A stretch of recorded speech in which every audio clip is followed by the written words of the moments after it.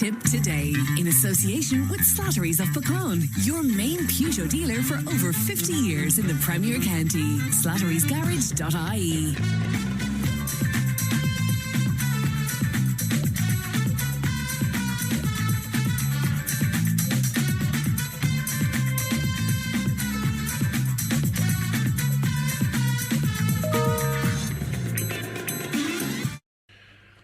Good morning, welcome along to Tipp Today. We're coming to you live from Nina this morning. 1800 938 007, that's our free phone number. It won't cost you if you'd like to make a call to us. And Leanne is producing today. Coming up on the show this morning, people were forced to flee their homes, and multiple cars and homes set alight following Monday's knife attack in Belfast. We'll go live to Belfast in just a few moments' time to speak to SDLP Councillor Carl Whyte. Ireland could face a substantial fine from the European Union as turf cutting continues in protected areas. We'll examine what's behind the warning. We'll take a trip down memory lane as we remember the Teddy Boys. Stephanie Walsh will join us to share her personal story of loss and grief. Councillor Davy Dunne gives us Sinn Féin's perspective on the EU Migration and Asylum Pact and the implications it might have for the country. So all of that and more. You can text and WhatsApp 083 311 3311. You can email tipptoday@tippfm.com.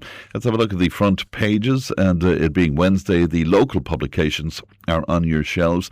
The Nina Guardian, and they're leading with Simon O'Duffy's story that calls have been made for a suspension of operations at Tipperary County Council's landfill outside Nina amid local concerns over widespread chemical contamination.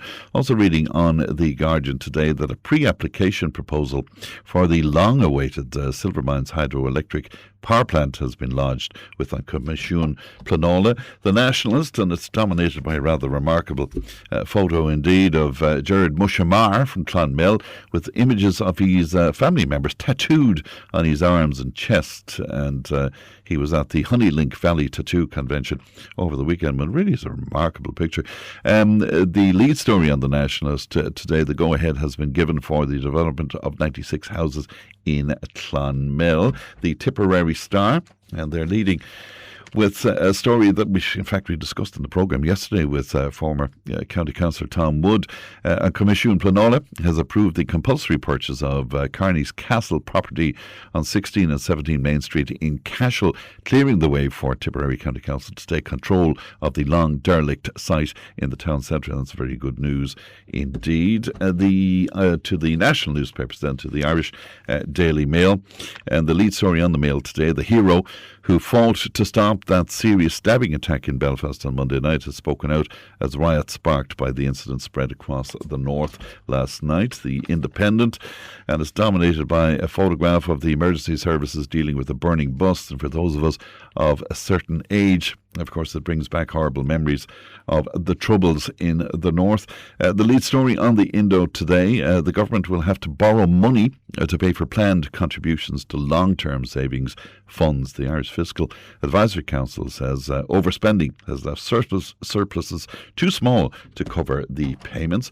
To the Irish Times, and once again it's dominated by a photograph from last night in Belfast, and again it's a rather remarkable one. It's a bunch of hooded men in what appears to be a narrow residential street there with cars on fire, and it's as I say, it brings back some horrible memories. The lead story on the Times today, a clear and serious dereliction of duty by two senior Gardaí, the knowledge of abuse within a Waterford political dynasty, and the historical blindness of the Irish state towards child abuse are all detailed in a Commission of Investigation report into the crimes of the serial child sex abuser Bill Keneally. And also on the Times today, the government must start preparing to relocate communities away from coasts that cannot be saved from erosion, repeat flooding and sea level rise, new research has concluded. And finally, a look at the Irish Examiner. And again, that Keneally story is the lead one there. And rather worryingly, vapes could be used by gangs to push synthetic opioids. considered particularly dangerous chemicals into the drug market, EU experts are warning. That's a look at what's making headlines today. If you'd like to make comment on any of that, we'd be delighted to hear from you. Now, a 30-year-old man is due to appear before Belfast Magistrates Court today, charged in connection with a stabbing attack in North Belfast. The man, who is Sudanese, faces charges including attempted murder, possession of a bladed article in a public place, and making threats to kill. Now, the charges follow a night of disorder in Belfast, as we've been saying. Several homes and cars were set on fire, and residents were forced to flee their properties, and the violence coming after that horrific knife attack in the north of the city on Monday. SDLP Belfast City Councillor Carl Whyte joins me now. Carl, good morning to you. Good morning. And we really appreciate your time this morning. Thank you. We'll talk about that chaos that unfolded in Belfast last night in a few moments' time. But following that barbaric attack on Monday night, you spent time, I know, yesterday in Kinnaird Avenue with the residents there. So just for clarity, what happened on Monday night? Well, on Monday night, an individual who lived in there's a social housing project of apartments. An individual who lived in one of those was attacked by a man who had a knife, who is a refugee with settled status, and was attacked viciously with a knife and stabbed around the neck, head and eyes, and he is now in hospital. The attack was videoed, and many of your listeners will have seen that, but I would urge those who haven't seen it, don't watch it, because if you do, it won't ever leave you. Yeah. And please don't share it, because this man is still in hospital in a very critical condition. So we have to think of him and his family. There were some bystanders, and one of them had a hurling stick on him, and he used that to prevent the attack unfolding to its conclusion, and was then assisted by the police, who attended and arrested the assailant, and he's now been charged and will probably be in court today or tomorrow.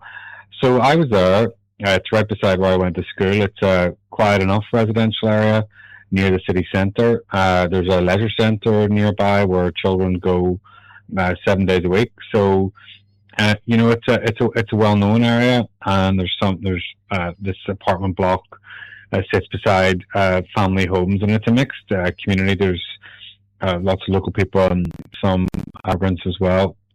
I spoke to the residents, and they were all very shaken, very frightened. Mm-hmm. I don't think that the guy who was attacked is actually from that area, and he has been identified now. You'll have seen that in the news. And then I spoke to a witness, and her account of the attack is absolutely shocking. She is shaken to her core. I was even shaken listening to what she was telling me, and I won't ever forget it. So it's the feelings of fear and anger and distress and anxiety that people feel when they see this on their screens is perfectly normal. And if that means a discussion on the issue of immigration and how that's affecting communities in Belfast and other places, then let's have that. But what we're not going to do is let that issue mask what we saw last night, which was far-right racism, thuggery, and using it as an excuse to attack vulnerable people in their homes. And mainly, and it's not a surprise to anybody, mainly these attacks took place in loyalist areas in Belfast. Much of the political discussion around this yesterday, Carl, was the fact that the perpetrator entered Northern Ireland across the border in February of 2023, having flown to Dublin from Paris. That aspect of this, it's getting a lot of discussion, a lot of conversation, isn't it? Yeah, it is, and I think it's an example of, those of us who are in political leadership and political responsibility have a responsibility also not to just state problems with no solutions, and also not to actually, frankly, magnify what is a simple fact into some sort of larger misinformation piece. And I'll tell you why. The Common Travel Area has been here since the foundation of the state in 1922. It's not going anywhere. We live, the UK and Ireland have a unique relationship, and we travel between each other's islands across this island, and we're always going to do that. So unless people who are raising this have some magic solution regarding erecting a border, on the island of Ireland, which we avoided with Brexit, or, increased security at ports, then, they need to come up with some solutions. We have seen last year when you had your troubles with similar riots in Dublin, that the opposite was cited as the case, that actually one of the big problems in the Republic of Ireland was that people were using, taking the ferry over to Belfast and then travelling down by bus. Now, I travel north and south regularly. I'm in Dublin all the time. I usually drive, but when I was a student getting the train and the bus, there were checks all the time from the Garda. I remember the bus being stopped regularly at Dundalk, and people checked, and that's 20 years ago. So yes, this person did travel north, but I'm not sure how we would have stopped that. He flew to Paris. Why was he not? Why did he not apply for asylum there? Came to Dublin. Why did he not do it there? Came to Belfast, did it here, and was granted settled status and has that for 5 years. But he has now been charged and will be prosecuted, and the courts will look at that. As you say, the common travel area between Ireland and the UK, supported by the Good Friday Agreement, and that will continue on, needless to say. But we're looking at an asylum and immigration pact with the EU that will come into effect on this coming Friday. Yeah. Is it not the case that we would be better off, or indeed would parallel with that, to have some serious discussions with the UK in terms of what can be done between the UK and the Republic? Well, there are serious discussions. There are a joint task force on the island between places, Garda, the PSNI, Border Force, which is the UK Home Office agency, who are in charge of running the border, and also they have direct bilateral relations with the Irish government. So, we're not going to be able to we're not going to be able to create a system where we stop all violence. Remember, this street, Kinnaird Avenue, has seen knife violence before. There was a knife attack there 5 years ago on Christmas Eve, where a man was running around the street with blood all over him, being chased by the police in a helicopter. So knife violence is nothing new to this part of Belfast. It just happens to be now what we've seen is the attack was carried out by an immigrant, and we're seeing all the debate about that. Now, that's not to say that the discussion doesn't need to be had, because it clearly does. But the issue is, how can the common travel area be fixed to do what? I don't really understand why people are raising this, because what would we have done? So are the Garda to basically erect checkpoints at the border, or are we supposed to erect checkpoints on our side of the border to stop the full flow of immigrants north and south? And how is that screened? How do you, it's just nonsense. It wouldn't work, and it's not what anybody in asylum wants. So the tragedy that happened shouldn't be compounded by the fact that one individual made this journey that actually I'm sure thousands of people have made north, both directions, and have gone on and led settled lives in the communities where they live and are contributing to the societies where they're based. Let's not mix all this up. People can, I felt fear when I saw that. I felt anger. I felt anxiety. This is my area. It's meters from my school. So, of course, the issue needs to be discussed and addressed, and people's concerns taken on board. But that's not an excuse to go out and riot and burn buses and destroy people's homes and burn them out.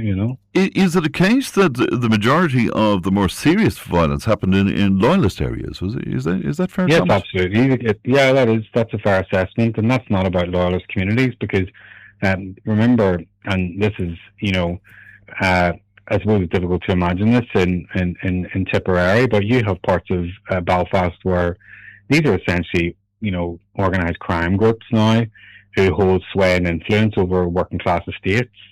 And that is something that needs challenged and that we see all the time. So it's not, they of course will deny these organisations are directly involved in these protests, but they wouldn't happen without their sort of, implicit knowledge or, a gentle nod of the head. So, of course, the violence that took place last night is to be condemned. It's not representative of those communities at all. Only last week, a church hall on the Shankill Road that had been converted to a shop, an Indian shop, it was burned. And I've been inundated with messages from people from the Shankill who are they're scared to say it publicly, but they'll say it privately, that were absolutely disgusted by the actions of the people that burned that building. And it's got nothing to do with them. So this isn't about loyalist people or, the people that live in these estates at all. It's not even about their community leaders, although some of those could probably do a bit more because there was no violence last night in any national area of Belfast. But there is an issue with the control that these groups still have, and they work almost hand in hand with these far-right agitators. And I know you've plenty of those in the south as well. But we have a sort of a very vocal, active minority of far-right agitators here, aided and abetted, of course, by the usual suspects from Britain and the US, who magnify everything on social media. And the key point is this, our police are going to be out today finding people who committed these offences, prosecuting them, and they'll be left with criminal records which change their lives. The people that wind them up and agitate them online, they run for the hills today. They're off somewhere else, causing strife and trouble, and these people are left with life-changing criminal records that severely restrict their opportunities for the rest of their lives. Yeah, the majority of leaders, calling for calm yesterday, but figures like Jim Allister, for example, making use of this in some way for political purpose. Jim Allister's comments are an absolute disgrace, and he's not interested in a serious conversation about the immigration debate. Because if he was, he would actually be coming up with proposals and suggestions instead of the hyperbole that comes out of his mouth every time he talks. And the TUV's track record on this is a disgrace. It's frankly, he's aligning himself with the Nigel Farages of the world, who are here to sow division and divide working class communities. The response last night from the far right in Belfast was to burn a bus that working class people and pensioners rely on to get into our city centre, and to burn people out of their homes, working class homes. These are areas that need investment and need more homes. Instead, the homes that are there are being burned. It doesn't make any sense because they don't care about the immigration debate. It's just an excuse to get out and riot and show their true colours, which are far right and racist. Carl, we really appreciate your time today, and thank you so much for that insight and coming on with us this morning. Good morning to you. Thank you. Good morning. That's SDLP Belfast City Councillor Carl Whyte speaking to us there. 1800 938 007. The text and WhatsApp is 083 311 3311.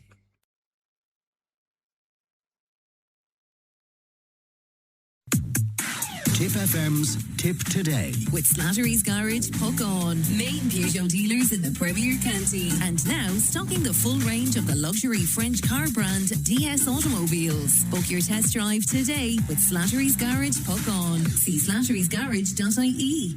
Tipp Today, in association with Slattery's of Pecan, your main Peugeot dealer for over 50 years in the Premier County. slatterysgarage.ie.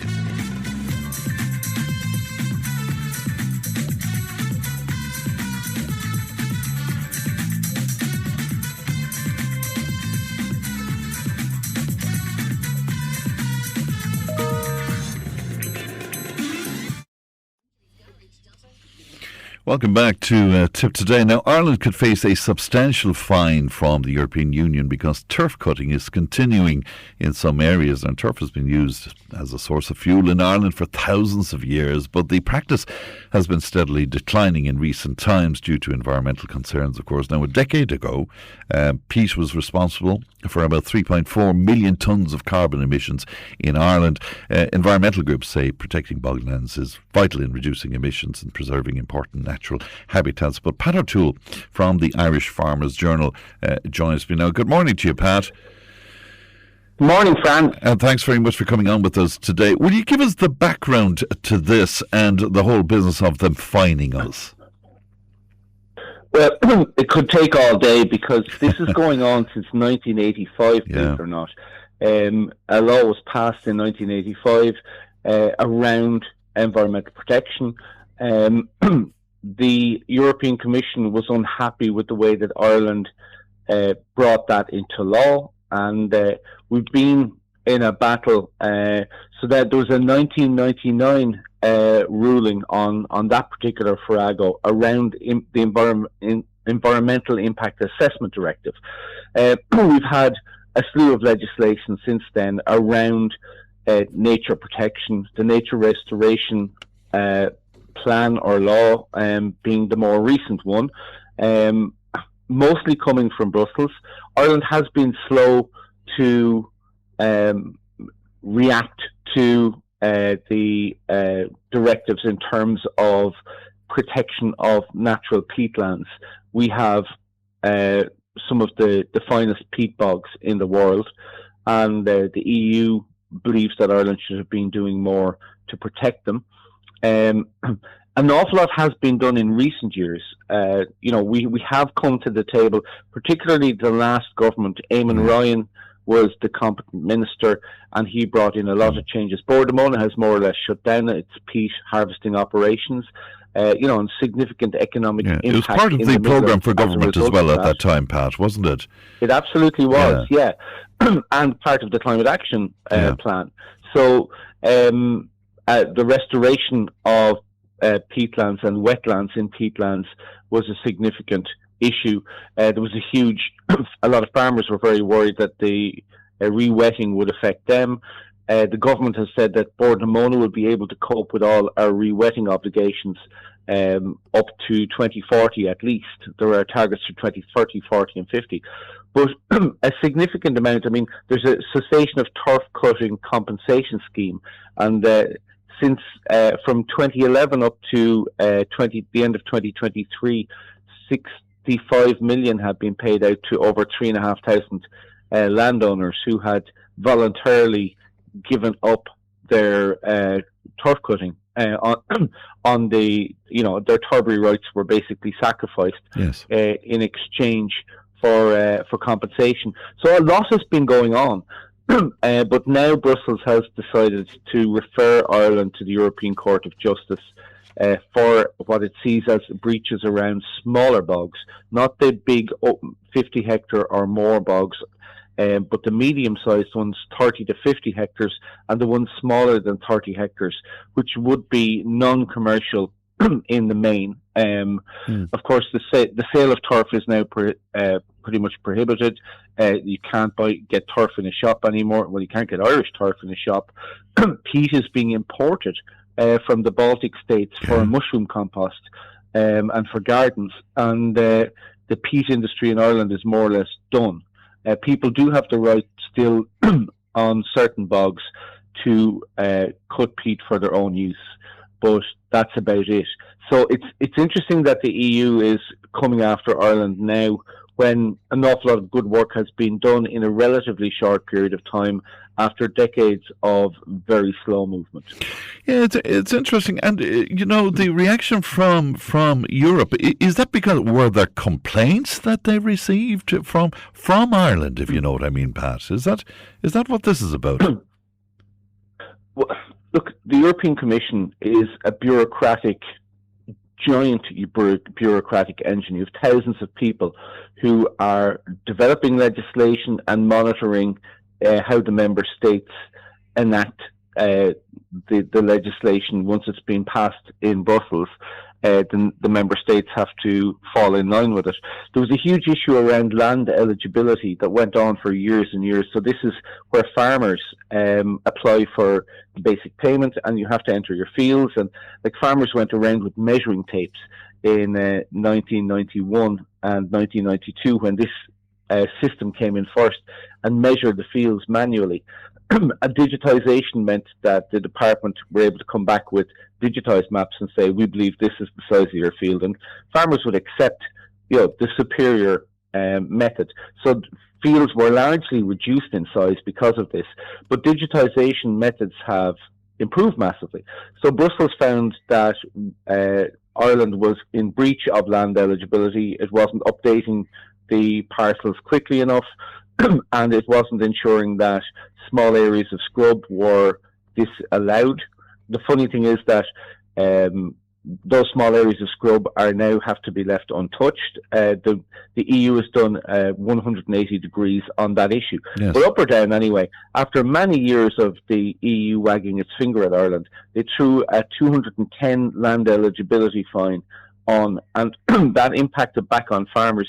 Now that was eventually negotiated down to about 70 million. It went on for years and years. There's a huge sheaf of articles on that issue in the Farmers Journal.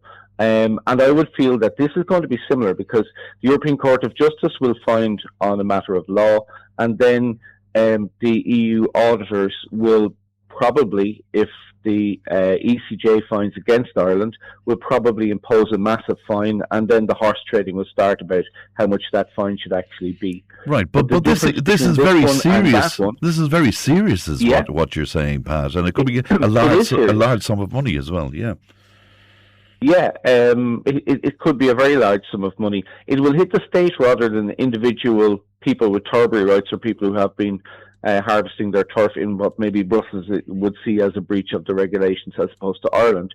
There's already a debate internally. The government are saying that it's a matter for local authorities rather than nationally. That it's up to local authorities to oversee and implement the rules around whether peat is being harvested or not. So a little bit of a blame game going on internally in Ireland, but it could be a lot of money. But I think we have to wait and see. The other thing is that these can be long processes. There was a lot of talk about the nitrates directive, you may remember last year, around stocking rates on farms. Well, there's a court case brought by Antoshka against the previous nitrates directive, the one which expired in December, and that court case is only going through the ECJ at the moment. The European Parliament itself brought a court case over the legality of the Mercosur agreement back in February, and that's going to rumble through the European Court of Justice for quite a long time. So I wouldn't expect anything to emerge from this in the next week or month. We could be talking about this in 3 years' time, Fran. I'm sure we could indeed. And just finally, Pat, I'm just looking at my screen here, and of course it comes up every single time. I mean, here we may well be fined a huge sum of money, but here we are importing peat into the country, and to many people that seems like a nonsense. It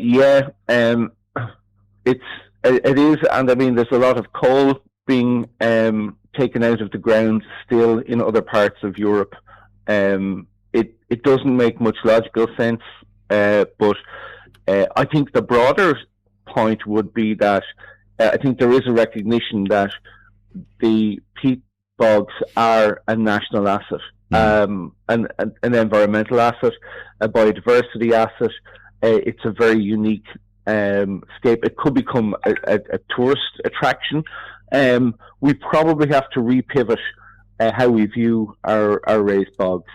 But I think that an awful lot of that work has happened. And I think there's probably, some environmental activists are saying to me, this is great news, we'll finally have action. The government is being taken to task for its lack of progress. And others are dismayed, and they're saying that it's a pity that when so much good work has been done, and being done with the cooperation of families who live in areas where the bogs have been part of a way of life, and a source of fuel and heat for generations and for centuries, that there's been huge buy-in from these communities, and that's a pity that Brussels is coming in with the big stick now. Pat, a pleasure as always. Thanks for your time this morning, Pat. Thank you, and good morning to you. That's Pat O'Toole there, and Pat, of course, is a political correspondent with the Irish Farmers Journal. 1800 938 007. Lots of reaction coming in to that. But Frank from Thurles was on to say, Eamon Ryan was a competent minister. You're fooling yourself. It's a quote of the week, Frank. I didn't say that Eamon Ryan was a competent minister. I think I mentioned that maybe what happened with Bordemona and with the turf cutting was part of a programme for government by the Green Party in that particular government. But I didn't certainly say that. Good morning, friend. There's no harm with burning turf fires. What about the tram lines from the airplanes? And it goes on to speak about other industry that is, as this person would see it, Jamie, is polluting far more. Yeah, it's an emotive subject, but I mean, a decade ago, as I said in the introduction to Pat, peat was responsible for 3.4 million tonnes of carbon emissions in Ireland, for sure. Another listener wants to say, many people are asking how somebody could travel from France through Dublin and into Northern Ireland if they were claiming to be fleeing persecution. The public deserves clear answers about how the asylum system is being applied and whether existing rules are being enforced consistently. This person tried to murder a man. What, if any, background checks were made there? And that's in from B. Yeah, and there seems to be very little known about the Sudanese man, the perpetrator of that really barbaric crime. We'll take a break and we're back with more Tipp Today in a moment.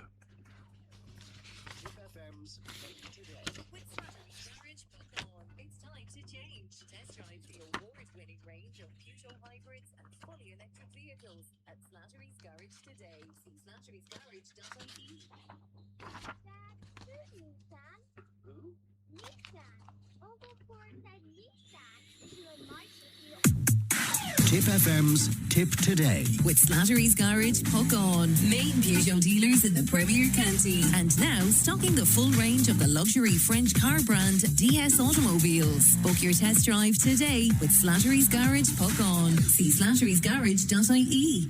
Tipp Today, in association with Slattery's of Puckon, your main Peugeot dealer for over 50 years in the Premier County. slatterysgarage.ie.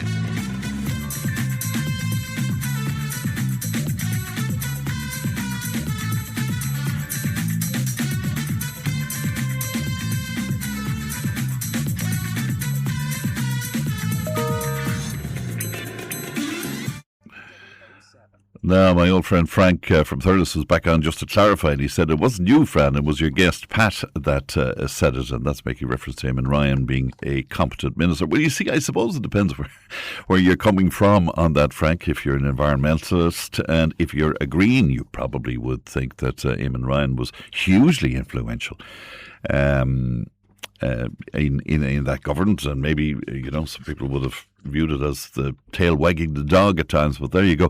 This week on the show we've been discussing the worrying spate of knife crime taking place across Ireland, and Michael Walsh was in touch with us. Michael has spoken to us in the past. He joins me now. Good morning to you, Michael.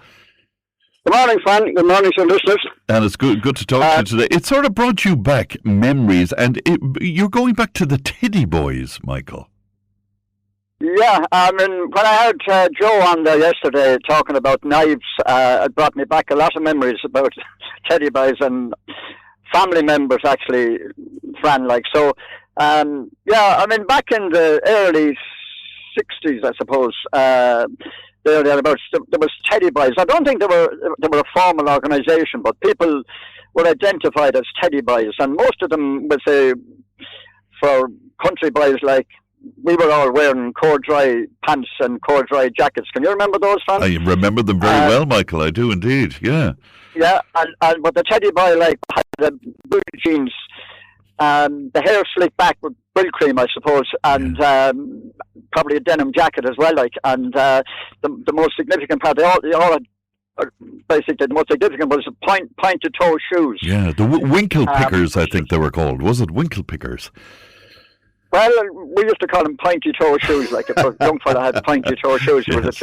But they also then had bespoke knives, like in a holster, like onto their belt, when they would be formally dressed as Teddy, when they would like to have been identified as Teddy Boys. They were certainly in Carrick-on-Shure and Clonmel, and maybe some of the older folk now, like myself, Pat Mullally might know if they were around Drangan, or John Halley, and were they in New Inn. But, it was a kind of a cult that was there at the time. But, my longest memory of violence was when I first became aware of cowboys and Indians. I mean, the cowboy had a gun and a holster, and the Indian had an arrow, a bow and arrow, and a knife. And if he succeeded in piercing the cowboy with the arrow, he pulled the cowboy off the horse, or he fell off the horse, and then the the Indian scalped him, like, and hung his scalp on a pole in their territory, like. I mean, it was horrific, like, for young people to be watching, like. But you know, it was, and the Indians were always regarded as the bad guys and the cowboys the good guys, which of course also ignored the history of the lands been taken from the Indians. Yeah, I mean, the Indians were the Native Americans. The rest, the cowboys were all blow-ins at some stage or another, like. So look.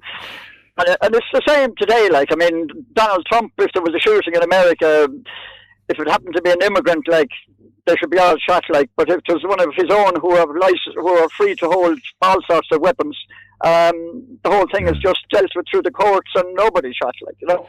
So, that's it, yeah. But then again, Fran, as years went on then, and I got married and settled down, and we had two family members, twins at the same time, and we had lovely neighbours here next door to us who came to live here from Scotland, and unfortunately they were great friends with us, and unfortunately then the man in question died suddenly, which was very unfortunate, and his wife Roberta was a very good friend of my wife and my children, and they went everywhere together, and so I was too busy working, I suppose. And so in any event, after he passed away, her house was raided, and she felt uncomfortable living here at all, which was very unfortunate, and she went back to Scotland. So then she was very lonesome then when she went back, so we decided anyway we would send our children over to her by plane. All the arrangements were made. She was waiting in Edinburgh, and we brought our two little children up to Dublin Airport. I don't know how we done it looking back. Put them on a plane. They had little scaffolders on them, young flyers, and they were basically a steward designated to look after them on the flight. Brought them up to Dublin Airport, put them on a plane, watched the plane waft into the sky over the clouds. They landed in Edinburgh. Roberta was there, collected and brought him back to her house, which was about 40 miles, and we were still above in the airport because I had forgotten where I parked my car in the car park. Oh, stop. An hour and a half later. So anyway, they enjoyed the holiday. Needless to say, on their way home then they wanted to buy presents for their parents, and now I don't know, it was Roberta with them when this happened, but anyway, they duly bought presents and put them in their little rucksacks, whatever they had. Roberta brought them back to the airport, put them checked them in, like, and whatever, and then the steward took over, or the hostess took over to look after them on the way back.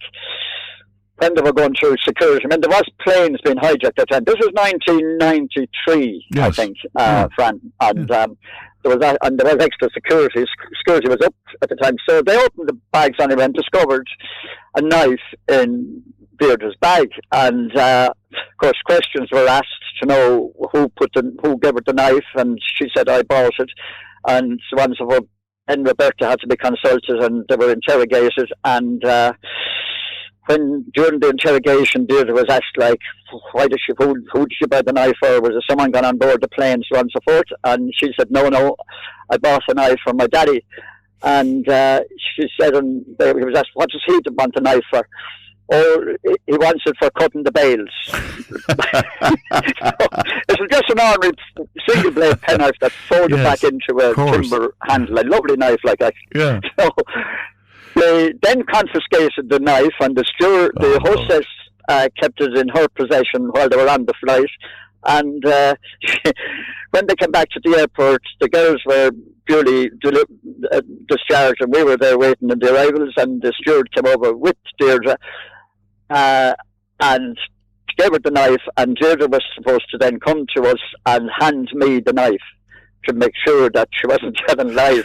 So when I heard Joe talking yesterday about farmers having knives, and you see, at that stage, even though they were only 10 years older, going on 11, they were always aware of the fact that if they were to get a present for their father, it always had to be something useful, like a vice grip or a toolbox. Or actually, my wife bought me a top link one year for Christmas, like, you know, so because I wouldn't have any mass on a box of chocolates. The romance of it all. That story now and were the kids were the kids frightened? Were the kids frightened by the security and all of the fuss? Very much. I mean, they weren't aware of any security thing like that. And when the whole knife was discovered, they had to go back then and consult with Roberta, and I mean, she was able to say she didn't give him the knife, like, and then they couldn't figure it out, like. So that's how the whole thing evolved, like. But we will, I certainly did. We'll never forget that story. I'm sure indeed. And Michael, to go back to the Teddy Boys, did they actually fight with the knives? I mean, or was it just part of the fashion statement? I never heard of. I mean, I know there was a identifiable Teddy Boys in Clonmel, and it's interesting to see now any other old folk around like myself, would they have any experience? Maybe, is it Joe Noble was in Dublin and she used to be doing dancing and all? You know, she was talking about a lot of... I think that was Mary Gordon. Mary Gordon, yeah. And they might have some idea of what it was like in the towns, because I mean, I only became aware of Teddy Boys when I went into towns. Like, of course, you would identify them by their dress. And I remember seeing it in the movies that, particularly in places like Brighton and Blackpool, the Teddy Boys would fight the mods back in the 60s. They were arch enemies, and yeah, you're right. At that time, there was a lot of knives being displayed as well, Michael. You know, so that history is there. Yeah, But I mean, it's unfortunate now, like what happened in the north there last night, and I mean, they're making a big issue now about that. He came up from the Republic up to the north, and why hadn't they stopped at the border? But I mean, there's equally as many immigrants coming down from the north. There's probably a lot more coming down than is going up, like. And I mean, what happened there last night, it was the very same as what happened in Dublin when that misfortunes incident took place there in Parnell Square, was it? For sure. And there were buses burned and all this sort of thing. I mean, what sort of a mentality have the people that do that, like? Because, I mean, it proves nothing, like. And I mean, other than the fact that they want an excuse to riot, like. And I mean, you know, it's... Yeah. Well, in the case of what's happening in the north, it's particularly complex because it's political. It also involves criminal elements there in the loyalist areas too. So there's an awful lot going on there that people are using certain events and horrific events, indeed, to their own. Yeah, I mean, violence in the north is just waiting to fester at any given opportunity. Like, and I mean, that's the unfortunate thing about it. I think it's going to take a long, long time for that to subside. But I mean, the way it's been displayed now again, it's not helping this whole situation. Like, and I mean, it was the same here after the Civil War. Like, I mean, it took an awful long time, you know, for the dust to settle. For sure, and so some might say, Michael, that the dust still hasn't settled. But there you go, Michael. With your background in the IFA, can I ask you about the previous conversation I was having there with Pat O'Toole about Ireland being at risk of a quite significant fine from the European Union because we continue to cut turf? I'd love your opinion on that.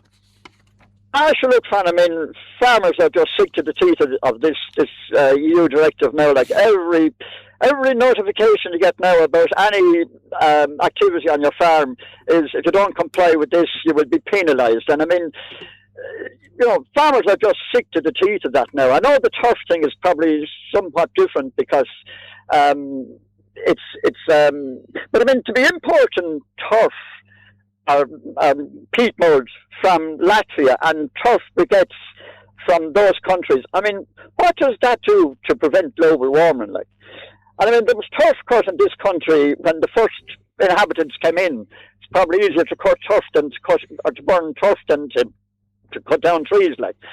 And I mean, I don't know, it doesn't make sense at all. I can understand, like, that from the peat briquette, the generation of electricity that there is alternatives, like. But for the ordinary family, they're living up in the boggy areas of the country. They should be always allowed to cut turf and maybe sell it to their neighbours, the same as I do with bales of hay or silage, whatever. If I had surplus stuff here, like, it's absolutely shocking. Like, and I mean, it's not going to go away because all the EU are doing, like Pat O'Toole said, it's a bureaucracy now. And farmers, I can tell you, Fran, are sick to the teeth of trying to comply with regulations and being subject to penalties, right, left and centre at every opportunity. And of course they can deduct the penalty then from the farmer's single payment. Yes. Yeah. Which is basically becoming insignificant now because that was decided, that was transferred from a payment to an area-based payment back in 2003.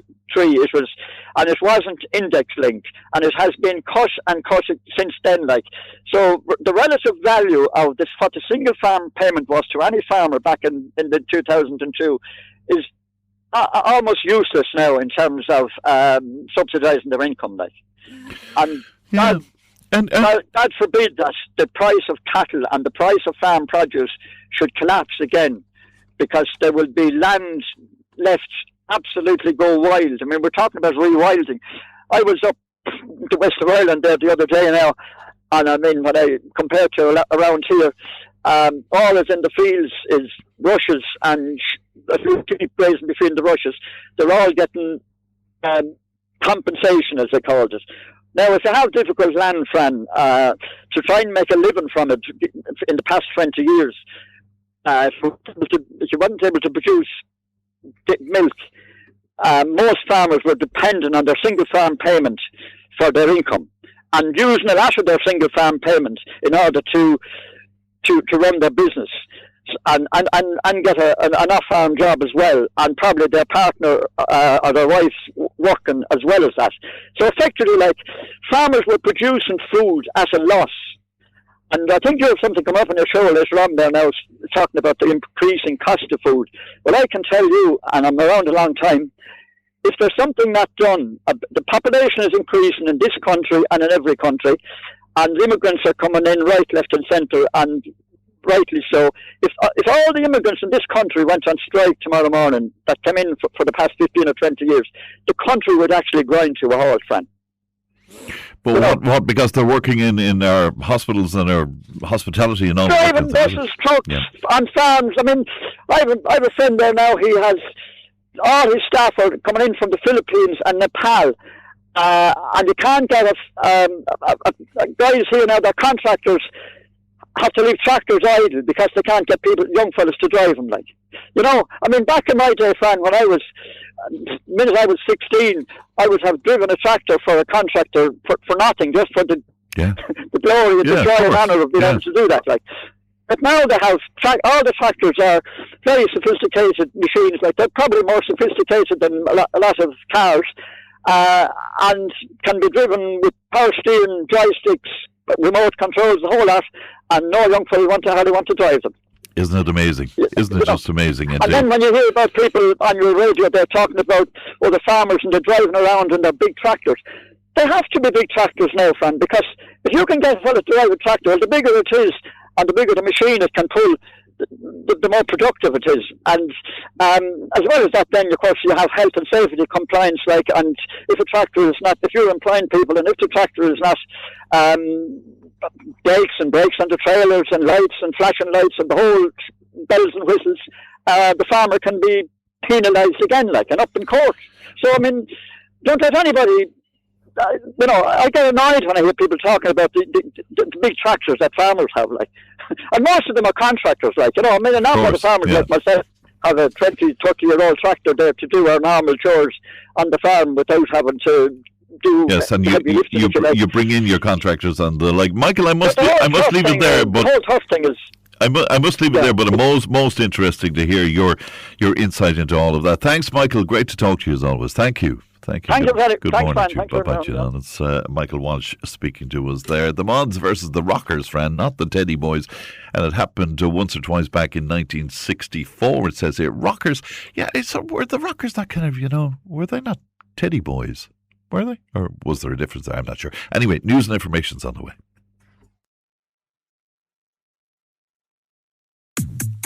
Tipp FM's Tip Today. With Slattery's Garage, Puck On. Main Peugeot dealers in the Premier County. And now stocking the full range of the luxury French car brand DS Automobiles. Book your test drive today with Slattery's Garage, Puck On. See slatterysgarage.ie. Tip Today, in association with Slattery's of Pecan, your main Peugeot dealer for over 50 years in the Premier County. slatterysgarage.ie.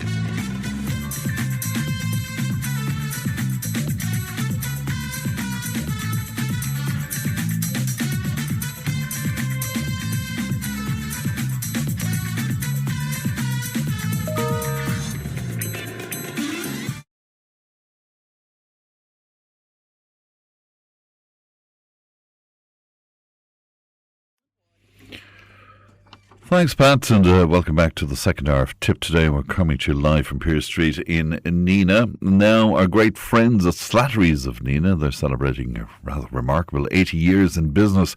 And to mark this particular milestone, they've teamed up with us here on Tipp Today to give away a fantastic €50 voucher every morning this week. Now, whether you're a long-time customer or indeed looking to discover all that Slattery's has to offer, it's your chance to treat yourself, courtesy of one of Tipperary's most trusted and well-loved businesses. So to be in with the chance of winning, all you have to do is text or WhatsApp the word Slattery's to 083 311 3311, followed by your name and your details, and we will pick a winner every morning. So get your entries in now to help us celebrate 80 wonderful years of Slattery's of Nenagh, and Stephen and all the gang there will look after you fierce well if you present yourself there. Now, recently, Stephanie Walsh was in touch with the programme to share her personal story of loss and grief.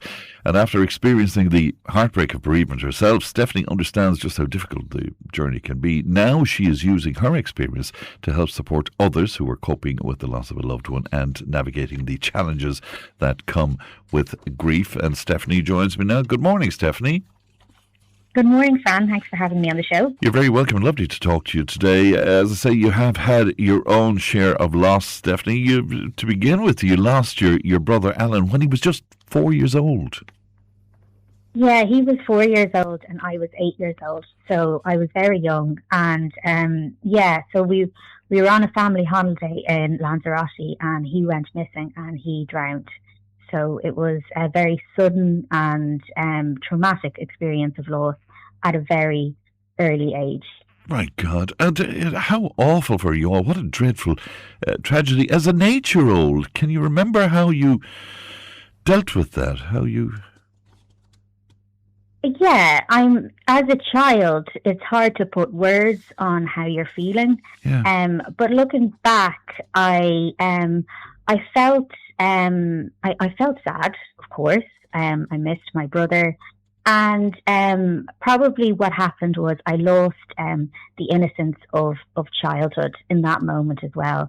So the way I think what happened after really was that I became worried about something else bad happening, because this protection I had of being a child, thinking my world was very safe, very easy, very innocent, all went away. And so I had to learn to deal with that in later years. But really, for me, I became a little bit worried and a little bit anxious as a child afterwards. So it literally was life-changing for you, Stephanie. It was life-changing, yeah. And it was life-changing for all of us. And it was very sad and hard circumstances. Of course, Alan changed my life in many ways through his life as well. I learned so much from him, even in 4 short years. In 4 years, he probably couldn't speak in full sentences for most of his life, but he changed my life dramatically. He was a warm, really loud, kind of boisterous boy. He taught me how to be more brave. He showed me courage, and he changed my life in so many ways. What a lovely tribute to him. Now, you lost your lovely mum, Sylvia, last year, but it was through that loss that you looked at the whole subject of grieving, I suppose. Is that fair to say? It is fair to say, yeah. Now, I lost my dad when I was 8 years old, and I lost my mum last year. And through both of those experiences, I was able to look at grief, this time as an adult, and look at what is going to work for me and what's not going to work for me. And through my experience of losing my mum in particular, that was very, very difficult. And I felt that there had to be a different way for me to look at this and a different way to cope. So what I did with my mum, I said, I just refuse to believe she's fully gone. And I'm going to restart a new, different relationship with her that is not the same as her being here physically. But at the same time, I am determined to find a way to still have joy in my life after all this loss. And so what I began to do is I began to meditate every morning, and I began to be open to a spiritual connection with her. And I began to talk to her, and I began to talk about her, and I began to bring her into my life in so many ways. In fact, I probably talk to her more now than I did when she was alive. And So, is this yeah. quite different to denying that she has passed away, if you know what I mean, Stephanie? Absolutely. So, I mean, I accept my mum is gone, and I accept my reality has changed as a result. It is starting to come more and more to the forefront of psychology now. In 1996, there was a paper written called Continued Bonds Theory. And now we're starting to see that being integrated into mainstream settings. And this is more about, up until now, the thinking has more, in order to move on from grief, you have to let go of your loved one. And this relatively modern research suggests that actually the healthy way to deal with grief is to continue to bring this person into your life, because that's more natural. And it acknowledges that relationships through our life always change, and that death is an example of that the relationship still is there. And this person has a ripple effect. You know, this person who's been in your life is going to be still there through memories, through phrases they might have said. They're still having an impact, even if they're not there. So absolutely, you know, it's acknowledging their physical presence is no longer there, but that the relationship can still be there in a very, very different way. Now, you've built a program around this, and you help people to cope using what you've learned yourself. In fact, you put it beautifully. If somebody passes away, it doesn't mean that the relationship with them has to perish. I love the way you put that. It doesn't mean that. Yeah, it's you know, actually how I see it is as a second relationship. And it means that, you know, there is a loss of something, but there is a gaining of something. And that it's, you know, it's acknowledging that, the role my mum plays, she's still always going to play a role in my life. And it just really helps me to acknowledge that reality. And what I found since I started this work was that so many people are coming to me saying they're already doing this. They're already talking to people they love, talking about them, asking them for help before they might go into an interview, before, you know, they have a significant event in their life. And it's actually really helping them. So people are already doing this, but we're not talking about it as much. And it's kind of nice to acknowledge as well that this is something that can help me, and to acknowledge the things that help us so that we can do more of them. So tell me about what you've created by way of your program then for the help people. Yeah, so I have created an online program, and it's called From Losing Yourself to Choosing Yourself. And it's about helping bereaved people rebuild their lives after grief and be able to move forward with more hope. And it will start on the 6th of July, and it will run over 6 weeks, every Monday evening. And what I do in my program and in my work, I always share a little bit about my story and what I've learned. And I always like to start fairly early on with a meditation, and that helps people reconnect with themselves and just use that time to reflect and get back to a sense of peace. And sometimes we might also try and feel the energy of our loved ones. And if that doesn't work, you know, it's just a lovely, peaceful experience. And then what we do is we share after. It's very optional, but I find that people are really finding support from others who've been through what they've been through, to understand that they're not alone and they don't have to go through what they're going through alone anymore. And so we do some sharing about maybe what happened in the meditation, what's come up in our week, and what's helped us. And then we kind of stay and have a little bit of a chat, a more informal chat afterwards. And people are finding that they're leaving, you know, lighter, they're feeling more peaceful, they're slowly changing their perspective, and without forcing, but being able to kind of look at things in a better way, and so that they're able to feel better and they have just more hope for the future. And when you speak about experiencing the energy of our loved ones who have passed on, does that mean that there's an element of communication from them in some way, Stephanie? Yeah. So how I look at it is my mum's energy is still around, and it's not going to be the same relationship as someone being here physically. But I really believe that it's important to acknowledge what I'm feeling, and I feel that my mum is helping me. I like to acknowledge, when a robin comes up to the window or I see a feather. And I feel sometimes I get like a memory, and I often get memories of my mum when she was really happy, and that brings me a lot of comfort. And they're sometimes they're at the back of my mind, like I haven't thought about it in years and years, and a memory will come forward. And that's really important for me because we had a tragedy in our lives, and I feel my mum is there with me, telling me she had a happy life. And so everyone will experience this in their own way. It's about whatever is right for you, but people are getting a lot of comfort out of it, and it's just really important to do the things that make us feel better.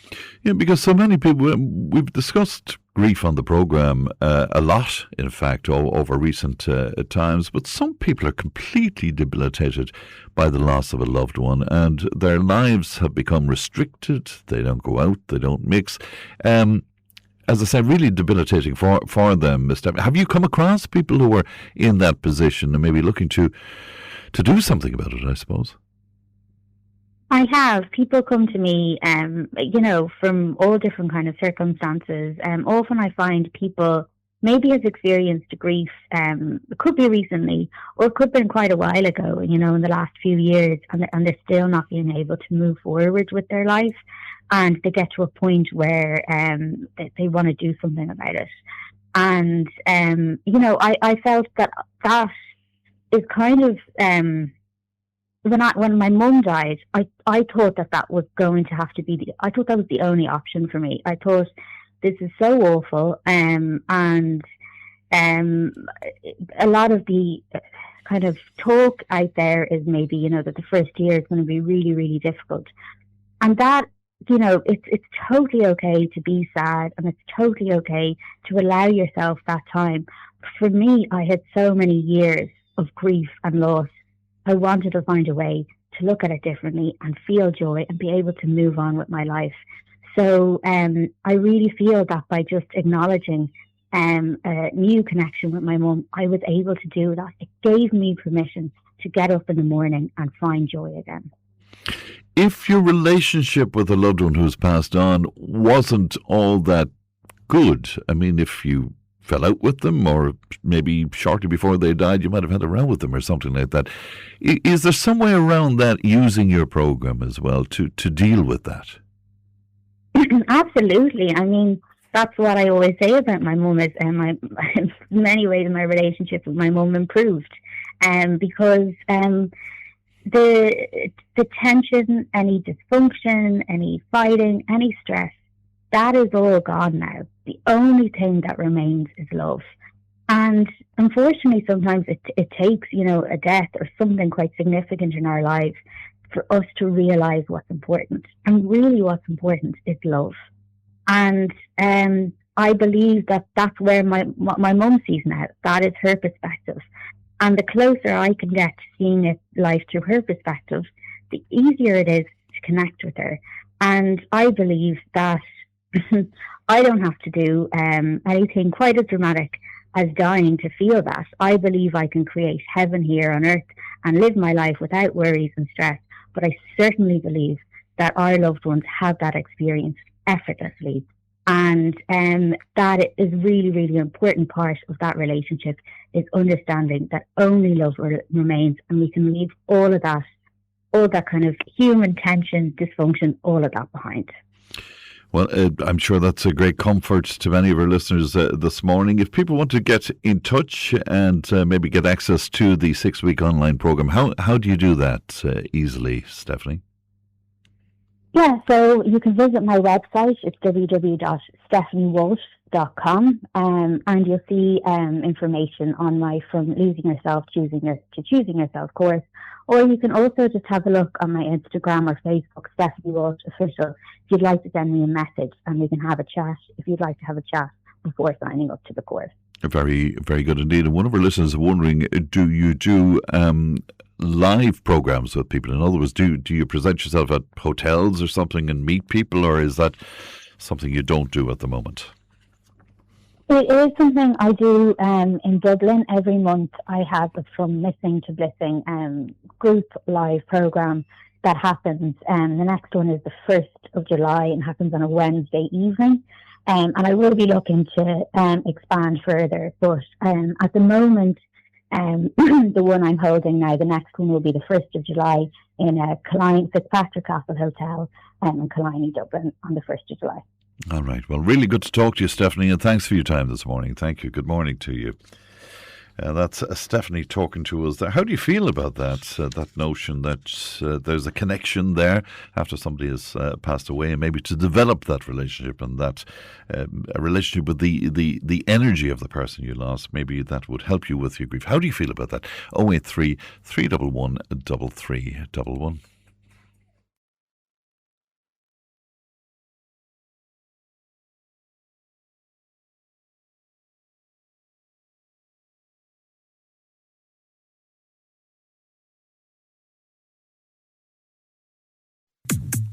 Tipp FM's Tipp Today. With Slattery's Garage, Puck On. Main Peugeot dealers in the Premier County. And now stocking the full range of the luxury French car brand DS Automobiles. Book your test drive today with Slattery's Garage, Puck On. See slatterysgarage.ie. Tipp Today, in association with Slattery's of Pecan, your main Peugeot dealer for over 50 years in the Premier County. slatterysgarage.ie.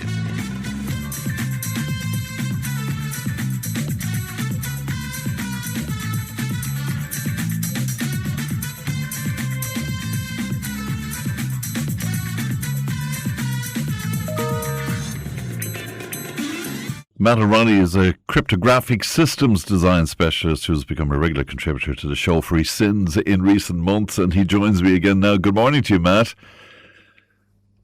That's right, from. Good, Matt, and good. I can actually see you now, which is great through the magic of Zoom and all of that. It strikes me, Matt, many of us are whinging about privacy and security issues online, but frequently we only have ourselves to blame, because you're on Zoom with me now, and I had an option to accept cookies to have you here, large as life, in front of me, and I clicked on it. You know, we're doing this all the time, aren't we? We are. Of course, we're encouraged to. It is something that is specifically set up to entice us as much as we can to be able to track us online, and so that it is very specially crafted to be able to try to push us in the direction of allowing ourselves to give up some of our privacy for the convenience of usability. And one of the things that I'm very appreciative of is GDPR, that gives at least us a window of visibility into how our data is being used and collected, it's one of the things I'd like to talk to about today is how that technology actually works and what impact it can have. Tell us about cookies and beacons to begin with, because I think we're all, people of my age, trying to be cool that we understand this. We don't really understand it at all. Will you tell us about cookies and beacons, Matt? Absolutely. So cookies, we've heard of, they were introduced in the 1990s. And basically what it is a small text file that gets accepted by your browser to identify you for repeated visits to a site. The way the internet works is fundamentally different from how an old telephone system works. Back in the old days, you'd have, welcome to Aircom, and you would actually establish a phone line connection to an individual on the other side, and it would be one set of wires that was going from your phone to their phone, and it would travel along that set of wires, and that was a dedicated circuit for when you were talking to that person or to that other side.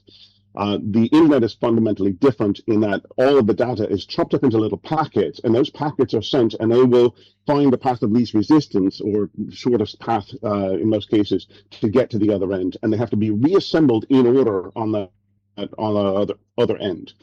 So, and there isn't that dedicated circuit, and so there isn't a constant state of awareness between you and the server that you're talking to on the other side.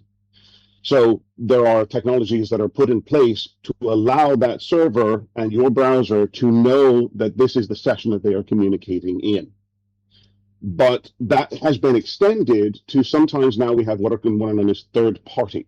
So once you have established yourself, if you're logging into your bank, for instance, you type in your username and password, you are authenticated to go there, and they will place a cookie on your machine to say this is an accepted session that has already been authenticated, so you don't have to go through that re-authentication every time. A third-party cookie is when your browser is instructed by the other side to reach out to another place, another server, and collect information from that. So, for instance, you'll see a lot of times Google Tag Manager, a lot of the Google sites, the Google fonts. Your browser will be instructed to reach out, grab those fonts, and when they do, a lot of times there's a cookie attached to that. And that third-party cookie then is collected time and time again when you are connecting to different sites. And so it provides Google and other companies a way to profile you, not just when you're interacting with Google, but when you're acting with any site on the internet that has an affiliation with Google, which is most sites, even governmental sites do this. And so when you are accepting a cookie, what you are doing is you are allowing a third party to write a small piece of code to your browser that your browser then serves up every time it's requested to do so, that provides a profile of you over your browsing history.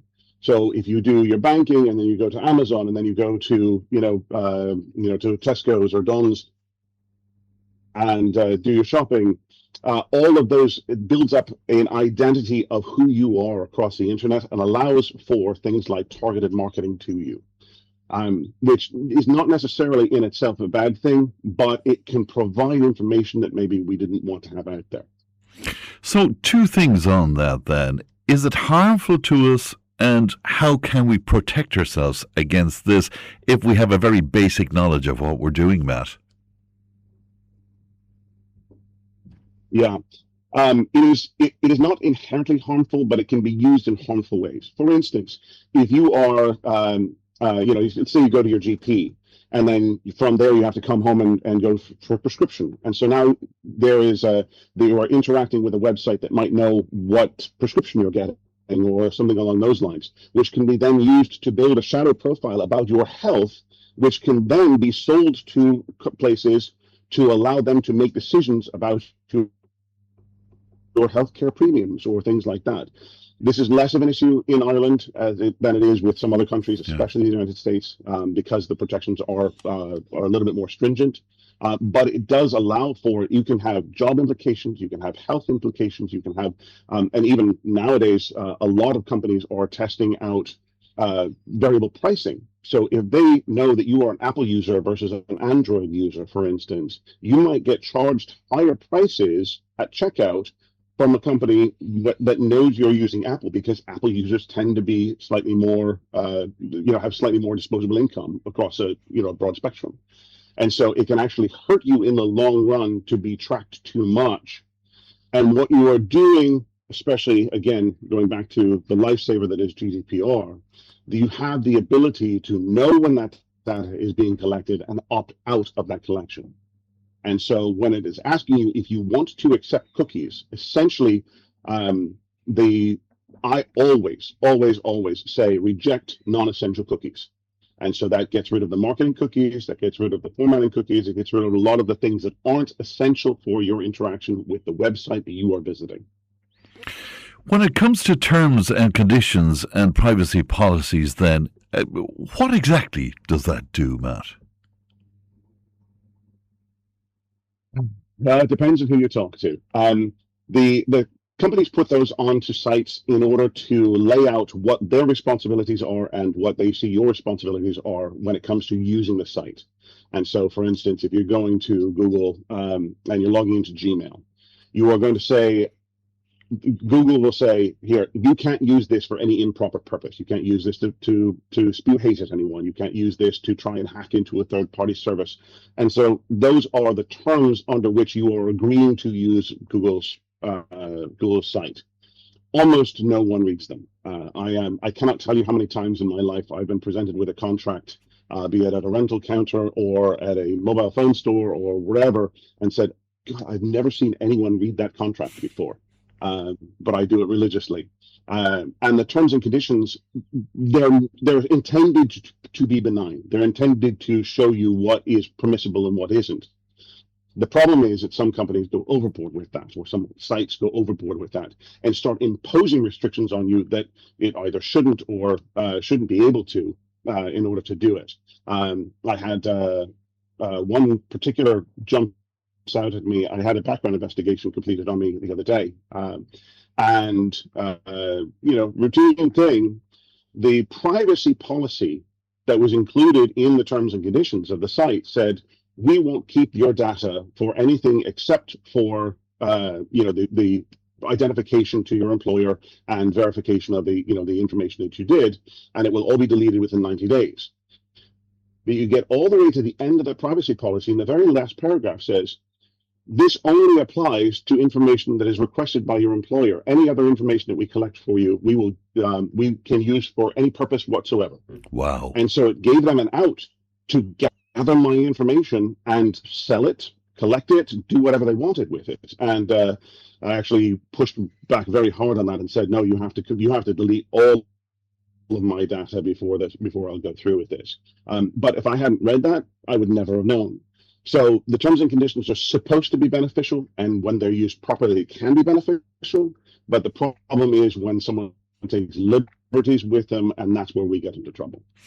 It's interesting. I mentioned this on the program yesterday. A few months ago, Matt, I bought a supplement online. I thought I was buying a once-off supplement online. I used my credit details or whatever. About a month later, a whole bunch of the same supplement arrived in the post to me, and then I discovered I was being charged for that. I tried my best to chase back where the charge was coming from and maybe how I could terminate it, and to this day, I still can't get it. I can't stop that payment at the moment.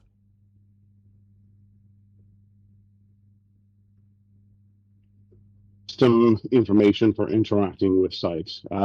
So, for instance, and we've talked about talking about this several times, but we're finally going to get to it a little bit. I'll go into this in more detail in a future episode. Yeah. But we're talking about using unique email addresses. Google, especially in Gmail, allows you to append information to an email address that Google itself will ignore. And so you can say, what I normally do is put in the name of the site and then the date that I am entering that information, registering with the site. And then you can put in a plus sign, and Google will ignore everything on the other side of the plus sign, and then the Gmail address at gmail.com.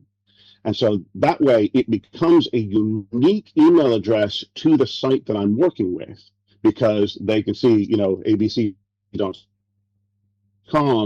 and then 2026, 0610, right? At Gmail, or, at plus, and then the email address at gmail.com.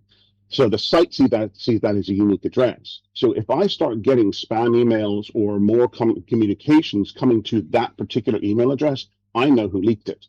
And so that gives me more control over finding out when something like this happened.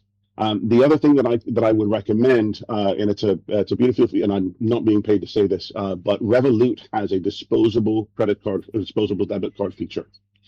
And you can always use, and I do, unless there is a recurring payment, I always use a disposable card for a one-off transaction. And so that card number is ephemeral. So it is created in order to make that transaction. If the transaction is approved, that card number goes away, and that card can't be charged for anything else after that. And so in a situation like yours, what I would do is cancel the card, get a new one issued with a new number. But then for any time you were doing something like that, where you are doing a one-off, go and create it with a new email address, and then use a new credit card, a disposable credit card for that transaction. If listeners only get one thing from our conversation today, do not click on allow cookies, I guess. Would you? I agree. Yeah. Okay. Yeah. Most of the rest of it happens without your knowledge or consent anyway. You can't change the terms of service. You can't change the privacy policy. The best thing you can do is read it and hope that you can understand it well enough to agree with it. But for the most part, not accepting cookies is at least a step in the right direction to avoid some of the more prolific abuses that are happening in tracking these days. Matt, a pleasure as always. Always great to chat to you, and thanks very Always. much indeed for coming on with us, Matt. Thank you. Good morning to you. That's Matt O'Reilly. There's a cryptographic systems design specialist, and I'm sure you found all of that information kind of scary, but fascinating as well. 1800 938 007. Now, this week's Down Your Way programme, this coming Saturday morning, will be coming to you from Ardeen Nursing Home in Thurles. And here's a little taste of what you can expect this Saturday morning. This clip has Eamon chatting to Maureen Eli. I manage and organise events and outings for the nursing home. We have an activities coordinator, Anita O'Halloran, and we have 33 residents here at the moment. So full house. Absolutely. Yeah, very busy. Yeah. Very busy. Yeah. And they're all a part of the music because we had Sarah and John up at the top there. Yeah, Sarah and John are great. They give up their time voluntary here through the Thursday afternoon, and she hairdresser, she gets them all dialed up and ready to go up the road. So it is great. And you have many music makers in here as well. Oh, we have a few residents even that like singing their songs as well. We have Josie O'Brien and Sean Boyle, and they're great at singing the songs as well. They love joining in. A lot of the residents then just love singing along to their favourite songs. They have a great time with it. Yeah. Do we know the story behind the Ardeen nursing home? How long was it around, is it? Oh gosh, you're going back now and before my time there, so don't know the full history of the story. Yeah. Which I have, and indeed a very much a loved history from people that was here over the years. Oh yeah. It was a family business, like, and just grew then to what it is today, like. Yeah. So we have lots of different links with the community as well, like, because as well as the Thurles Care Group, like the residents getting involved with everyone there, we get involved. We're involved with the Dementia Friendly Cafe. So that's the first Wednesday of every month. We go down to Bookworm in Thurles. Staff there are fantastic. They look after us and facilitate us greatly. And we have Ursula Payne and Jennifer Doyle and Marguerite Purcell, who's the ambassador for the Alzheimer's Ireland. So we were there today now, and they had a tea afternoon for Alzheimer's Ireland. So we had a great day there. There's lots of music and song there as well. And they have a different topic then every month that they discuss with us, and we always end up then with a sing-song.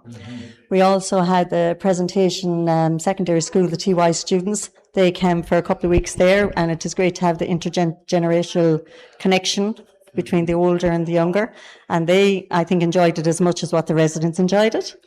And we also support the school musicals that will be happening there usually around October.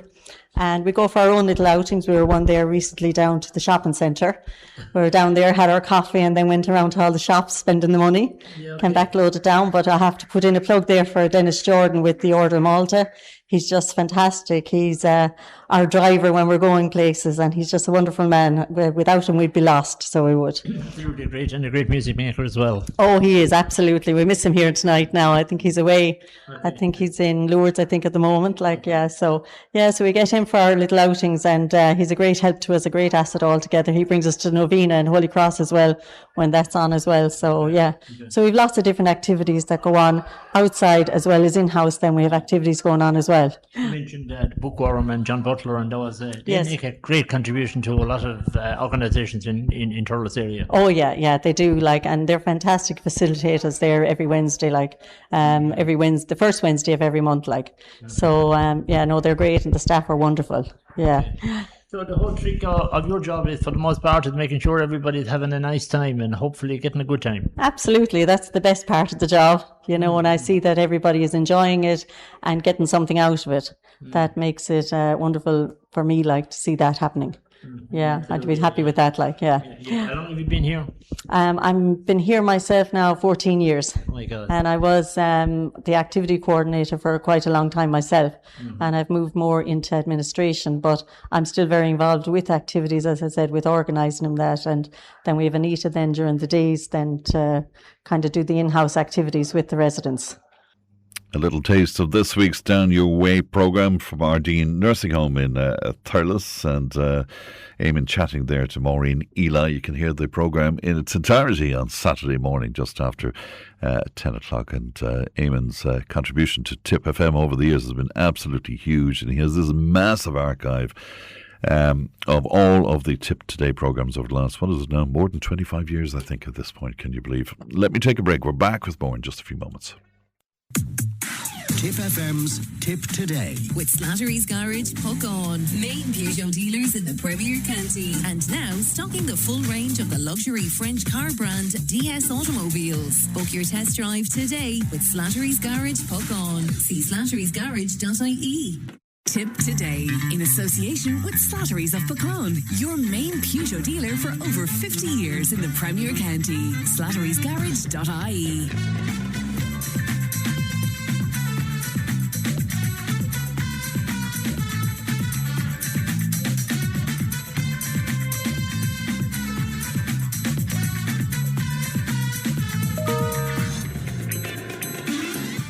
Welcome back to a Tipp Today. Listener on, just a very simple line but heartbreaking. It says, Fran, I lost my partner 3 months ago. I feel lost and empty. Well, condolences to you and our sympathy to you.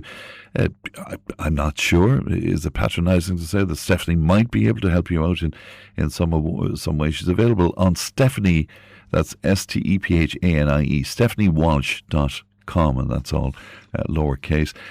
Good friend Patrick was on, and Patrick says, I talk to my 3 ladies every day, Fran, particularly when I'm not well or having a bad day. I feel their presence around me all day, and I still ask their opinion and say goodnight to them.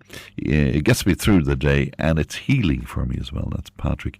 Neil speaking to us there, and that's following my chat with Sylvia about her work with grief and with bereavement and the like. Leanne is with me. Morning, Leanne. Good morning, Fran. You've been delving into the archives again and into a story that, particularly at the time that it happened, this was huge, wasn't it? Yeah, it was the case of O.J. Simpson. So we mentioned it yesterday and there was a huge reaction. It was known at the time as Juice on the Loose. Yeah, that was his nickname, of course. His nickname was Juice when he was playing American football. So what happened was in 1994, Nicole Brown, who was his ex-wife at the time, and Ron Goodman were found slaughtered in Rockingham. They were found slaughtered at her home. So immediately, bells, alarms rang about whether or not OJ was involved. He had been very suspicious the night before, rushed on a plane to Chicago. So obviously everyone at the start thought it was him, but when it went to trial, it was an absolute disaster. Yes. It started before the trial. There was that really slow chase we were talking about. Oh, my God, yeah. And everybody of a certain age can remember seeing that on television. Yeah, the white Bronco. Yeah. And no one knows where he was going, but when they stopped him, he had a gun and he also had his passport and a disguise kit. And that made me laugh because how are you going to disguise a 6'4" O.J. Simpson? Yeah. Like, he's one of them people you see and you know. Of course, yeah. So the trial was just an absolute disaster, particularly because of the prosecution. So the first incident was, there was a witness who had met O.J. at the traffic lights when he was meant to have left the house where Nicole Brown and Ron Goodman were killed. They didn't use this witness because she sold her story to the press, thinking that that was allowed. So immediately, and of course it wasn't, yes. The eyewitness at the scene, gone. The big mistake again was Mark Furman. He was a detective on the case. He found the gloves in both locations, in OJ's house and on the site where the 2 victims were murdered. But he had a very, very bad track record. So the main prosecution witness was going to be this detective to explain the evidence he found. When the defence looked into him, he had a background of racial abuse.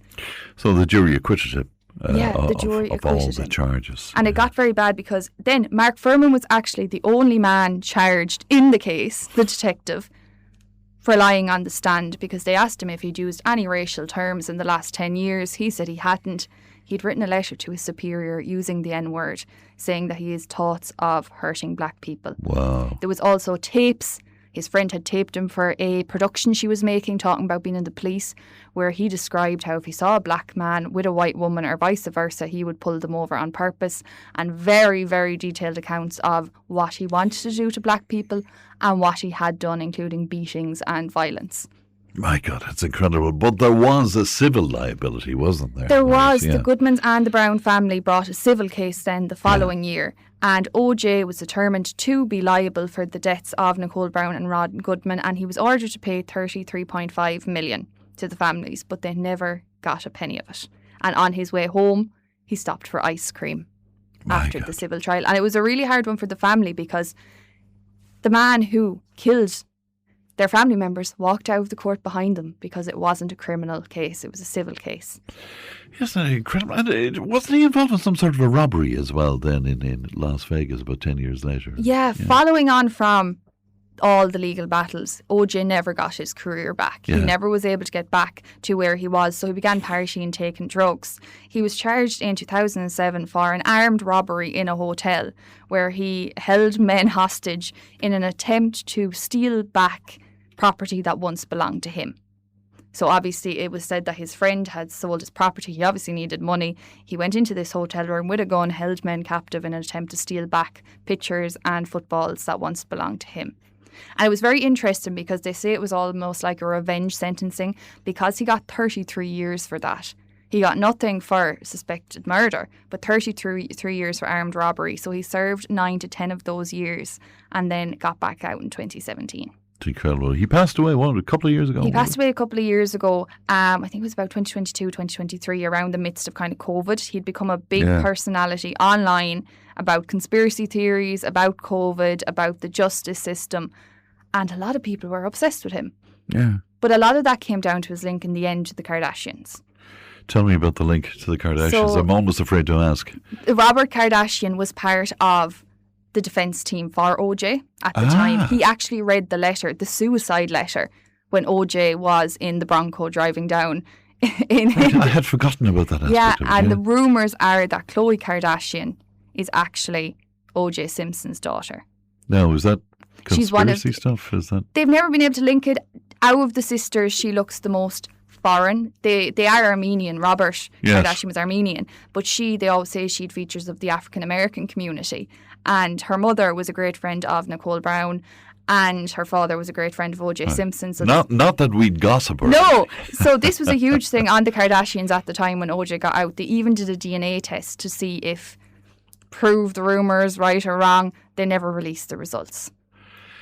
It's fascinating, even to hear about it again, because there's so much of it I had forgotten about. It is fascinating. It is, and I couldn't believe when I even watched the footage of him trying on the gloves. Yeah. That was the big thing because the judge made him put on these rubber latex gloves, and OJ tried everything to move his hands in a way that the gloves wouldn't fit. And one of his friends in the documentary, Gilbert, he said he had told him not to take his arthritis medicine for a few days so his hands would swell up and not fit in the gloves.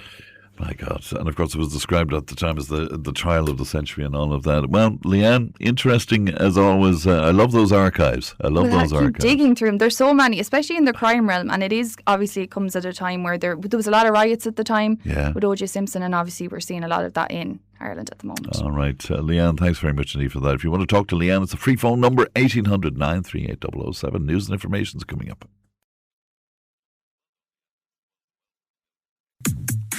Tipp FM's Tip Today. With Slattery's Garage, Puck On. Main Peugeot dealers in the Premier County. And now stocking the full range of the luxury French car brand DS Automobiles. Book your test drive today with Slattery's Garage, Puck On. See slatterysgarage.ie.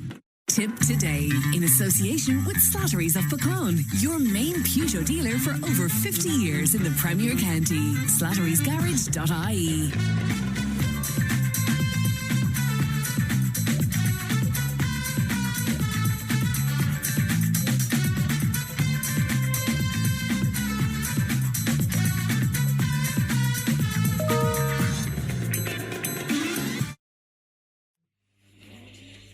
Thanks, Pat, and welcome back to the final hour of Tip Today, 1800 938 007. And now our great friends at Slattery's of Nina celebrating a remarkable 80 years in business. And to celebrate that, they've given us a €50 voucher to give away every single day here on the programme. And this morning, our €50 voucher is going to Nolene Shanahan from Thurles. Well done to you, Nolene, and happy spending at Slattery's. And I know that Stephen and all the crew there will look after you extremely well indeed. I see that all over social media, Martin Dobney, a former member of the European Parliament, he's called out Irish journalists on GB News. He stated there was a dereliction of duty by Irish journalists at a press conference in Belfast. He has accused them of looking the other way due to their relationship with the Irish government. He said Irish journalists look the other way due to being paid by the state. He was particularly angry at the lack of questioning around whether the suspect in the awful stabbing was known to police and what kind of accommodation he was living in. He said that Irish journalists should do their job. Now, I was looking at some of that press conference, and there was an attempt to ask some difficult questions, but it was put down as trying to promote false narratives and to encourage division and all of that kind of thing. But anyway, there you go. Now, what Martin Dobney might say, I mightn't take all that seriously. Former member, of course, of the Brexit Party in the UK. Now, moving on, as many of you know, this week is National Carers Week, a time dedicated to recognising the incredible work the carers do and acknowledge the often unseen challenges, indeed, that they face every single day. Recently, we spoke with a former carer, Michael Power, who lost his young son, Alex, last year. He looked after him so well, along with his wife, Maggie. He told us about Care Champions and the voluntary work that they're doing to represent and support people in what can be a very demanding and often isolating and a lonely role, indeed, at times. Well, Angela Mokler is a volunteer from Care Champions and joins me now. Good morning to you, Angela. Hi, Fran. Thanks for having me on. You're very welcome. Lovely to talk to you today. You've been a carer yourself, Angela. Yeah, I was a carer for 10 years for my mum and dad. And my mum, it was probably about mid-60s we started noticing some things, and she was later diagnosed then with Alzheimer's. A few years later then my dad was diagnosed with Parkinson's, and he went on to develop dementia as well. So yeah, the last 6 years of care was pretty tough with both of them having the dementia, so I have a lot of lived experience as a family carer. You have indeed. That must have been a very difficult journey, particularly because my own father had dementia, particularly when it gets to that they don't know you anymore and they don't have those memories, I suppose, of those fond memories, Angela. Yeah, no, it's incredibly tough. And you're kind of, I suppose for me, you're just focusing on their care, their quality of life, keeping them comfortable. So you kind of block off anything, well, I did anyway, a lot of the stuff that I was feeling, because you're so focused on, looking after them and doing the job that you're there to do. So it's, dementia, it's an incredibly tough journey for anybody. It's pretty heartbreaking. It really is.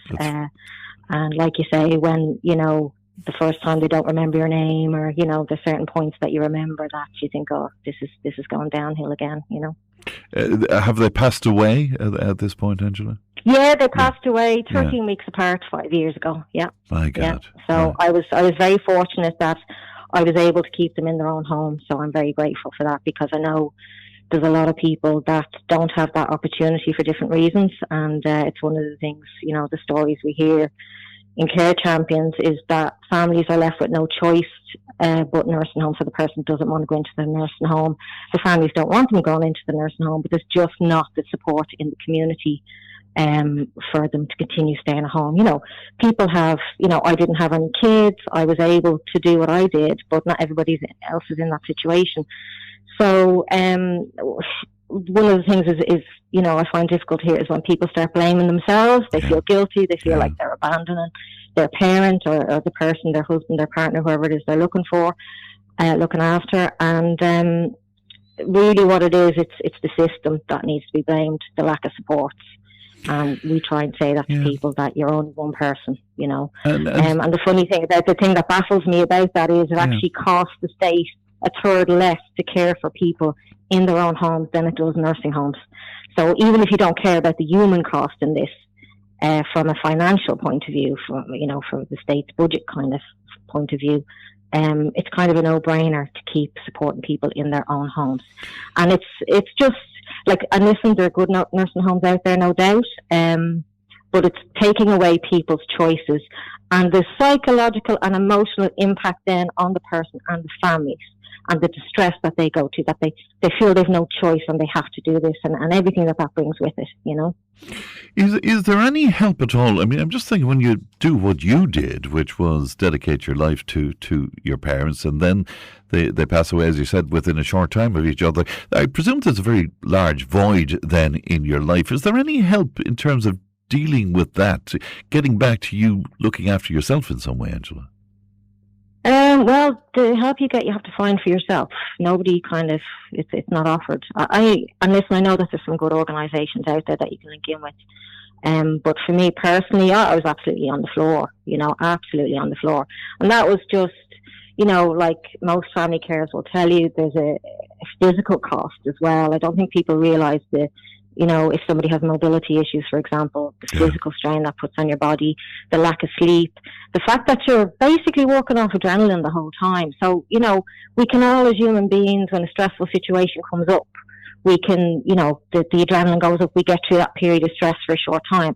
But when it's long term, you know, when it goes on for years, it does an awful lot of damage to your nervous system and your way of being in the world as well, you know. So chronic stress, which is, well, you know, it's what we continue to hear from family carers. And in parallel to all of that, then you're fighting the good fight all the time. You're battling for services. Yeah, and that's the part I most resent. I don't regret what I did. It has had long-term consequences on me financially, physically, and that I don't regret any of that, you know, because people are motivated through love to do this, you know, and but what I resent most is you don't need to be battling the system as well, the system that's there to support you. And people will actually say, you know, the system's against you rather than supporting you. And personally, I think you're actually penalised in this country for being a family carer.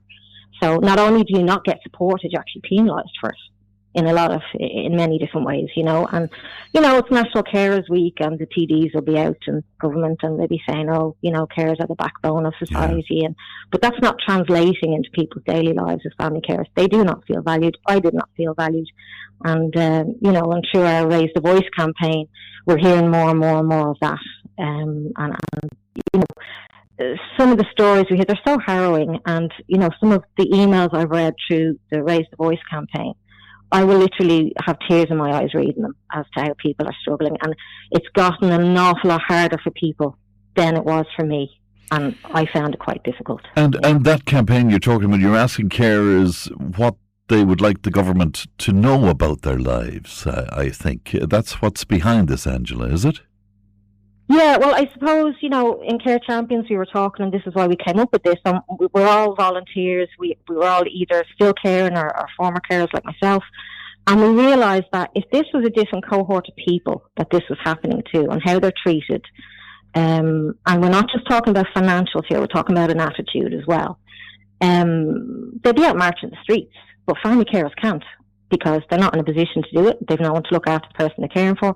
And even when you do get a little bit of time, you don't have the energy. So we want to make it as easy as possible for family carers to, you know, raise their voice, tell us, we will represent you. So what we're asking people to do is to email us. You can get us on Facebook. And what we will do is we will pull all of the comments together and we will email elected reps for you and keep it on the agenda, keep it on the political agenda, that we're not going away. We need things to change. The other thing about it is that people can stay anonymous, and we're conscious of this because we realise that it's very hard to complain about a system that you're so dependent on, and people are fearful of that. So we will always keep you anonymous, and we will take out any information that may identify you. What, just explain to me, they're fearful of, like, retribution in some way, is it? If they speak out? Absolutely. I mean, we see all the time, there's so much of a power imbalance in regards to healthcare, what we're looking at, you know. So, yeah, if you're totally dependent on, you're living week to week, you're barely surviving, particularly now. As I said, it's gotten worse for family carers with the cost of living crisis. You know, you're so dependent on that system, you can't make waves, you know, that's how you feel. And, you know, there's a real power imbalance there. And they are fearful of speaking out, or they're going to come under more scrutiny because, it's well known, the dreaded review, the dreaded review for carers allowance, and I think it's because, and of course the system has to be protected from abuse, and we all agree with that. We don't want money going to people that, are not genuine, okay? But the department seem to go in with that lens, and what results is a type of communication that leaves carers feeling, and I'll quote their words, like criminals, less than, accused. They feel the words that continually come up when we're listening to family carers is it's dehumanising, it's degrading. The system is not working for family carers. So, whatever they say this week, the elected officials about valuing us, this is something that needs to be looked at. Because this isn't just one or two people, this is a whole pattern. And from what you're hearing from people, that notion that thousands of carers are cutting back on food and heat just to make ends meet and paying out privately for equipment and the like, which should be funded, needless to say, by the public system, but isn't. Is that a reality? Sorry, is that? Is that a reality that literally you're cutting back on food? Yeah, it absolutely is.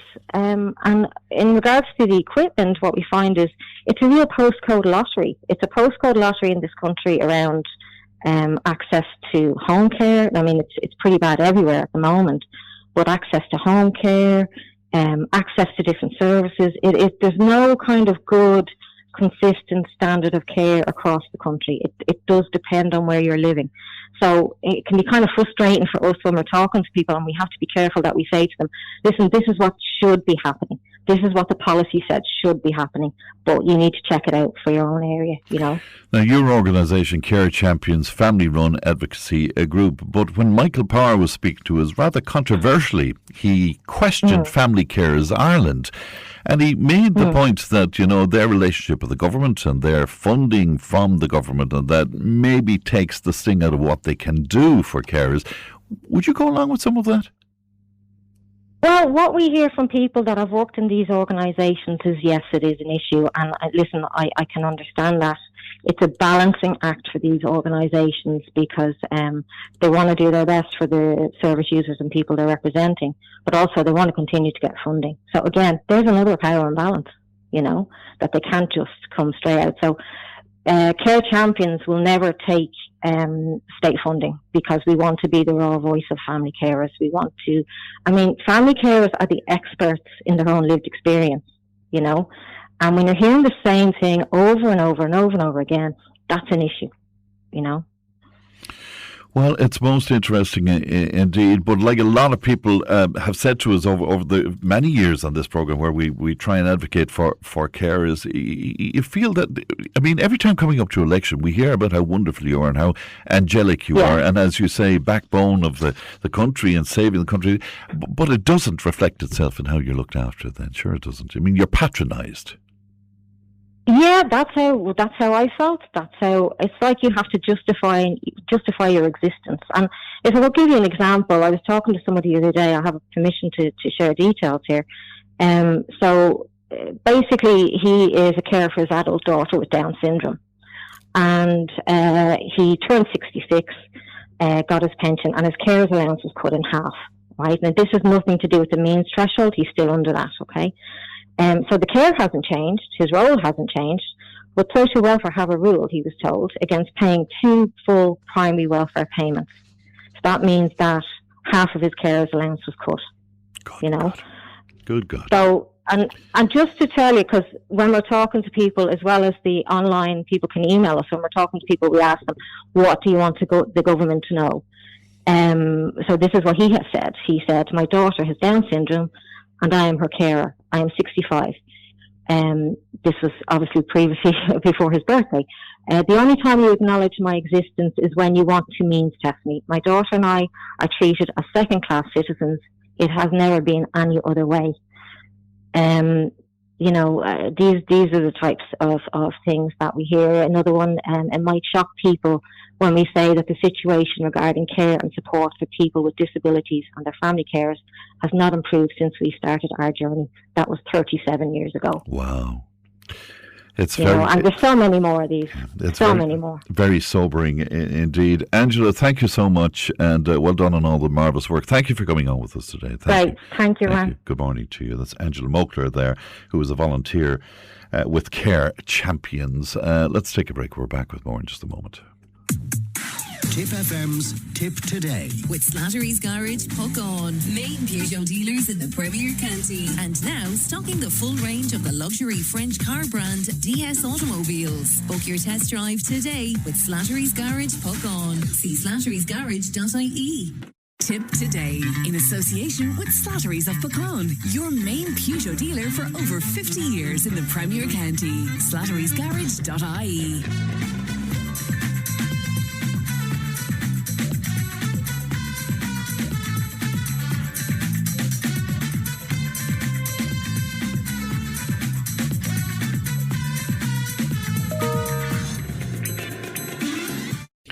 Now, the EU Migration and Asylum Pact will take effect this Friday. Ireland signed up to the Pact in June of 2024, and over the past 2 years the government has been putting the necessary laws in place to bring it into operation. Now, this week so far, we've heard from Aontu's Paddy Tobin on this. We've heard from Fine Gael's Deputy Michael Murphy, and we've heard from Independent Councillor Jim Ryan. Now, many of our listeners keen to hear what Sinn Féin has to say about the issue, and I'd like to be joined now by Carrick-on-Shore-based Sinn Féin Councillor Davy Dunne. Good morning to you, Davy. Morning, Frank. Morning to your listeners. Good. Can I just start off with offer my sympathies to the victim of that horrendous attack in Belfast, and I just want to also condemn the violence that happened last night. Both things can be wrong. What happened to that man and the images that went around on social media were just horrific. I woke up yesterday morning to see, unfortunately, to see that video, and it's haunted me still till now. And to see the violence last night brought back, I presume, very, very bad memories to people in Northern Ireland at Bombay Street in '69 when Catholics were burned out of their homes, house by house, and what went on last night, targeting people's homes and burning out. To see people fleeing into Land Rovers to get away from burning houses was just horrific. So both things can be wrong. You know, you don't have to have pick sides on this. What that man done, horrendous attack, and I can't say a whole lot more about it, but just to say that I hope the justice system does its job, and if the man is found guilty, he gets the full rigours of the law. Do you think it should generate a conversation between the UK and Ireland where immigration is concerned? Do you think that's necessary at this point? Fran, I watch it regularly. You know me now. I'm a political junkie. That's what I get. I watch it day and night, and I ring people and I talk to people and try to get different perspectives on what's happening. And I always say on your show, we have to listen. We have to have a conversation about this, and a conversation and about migration. Or it has to be done in a safe place without burning people out of their homes. We need to talk about it. Yes, there is anger out there. Yes, it's been, I would say, a mitigating disaster for the last 20 years. The way this our government in the 26 and the English government, who control migration in immigration in the north, it's been a disaster. And both governments need to get their act together, and they need to talk and they need to sort this out. Like, it'd be easy for me to come on here and say, get rid of the border and get an united Ireland, 32 counties, and then we'll have control of the whole island. Because what I'm hearing this morning is that Ireland is a soft place. The people are coming into Ireland and they're from the EU and going up to the north. This is what they're saying on political shows this morning. And that brings us to the Migration and Asylum Pact then, Davy, and it's an attempt by the government, if you listen to what the government is saying, but it's an attempt by the government to do something about that. Yeah, but I just think it's the wrong thing. They're not doing the right thing. They're not listening to the people. This is not in the people's interests. They're ceding sovereignty to Europe on this issue, whereas the people in Ireland should decide and have their say on the Immigration Pact. Because as you know from your show, and I listen to your show regularly, you have people come ringing up, and one of the main things they keep saying is, you're not listening to us. You're not listening to the anger on the ground. You're not listening to dissenting voices. I am. But the government are not listening. And it's we, the people of Ireland, should decide, not Europe, because we have a tendency in Ireland to blame other people for their problems. For the EU brought in this rule. The EU brought in that. You were on about the bogs this morning, cutting turf. The EU, and you blame someone else. The government set up the HSE, they blame the HSE. The government set up Isca Éireann, and they blame Isca Éireann for all the problems, as if they had nothing to do with it. You know, I mean, this is why it's frustrating, and I can feel it every day. I'm walking around the town, I'm talking to people, I represent people on a daily basis, and this is what I'm getting back. It's a frustration with the political system is what's driving people mad, and then they're going to other sorts of media and they're trying to get information, and sometimes it's not the right information and it's leading down the wrong path or whatever. So we need to have a conversation, and we need to listen to people's voices about how we want to have a fair migration system, enforced migration system. Like that person that done that horrific attack should be deported after he serves his time if he's convicted. You know, right, and that's the way it should be. We need to have a fair, strict migration policy. I beg your pardon, David, but where the Pact is concerned, I mean, this decision has been made in 2024. I mean, Ireland simply can't opt back out now after it opted in.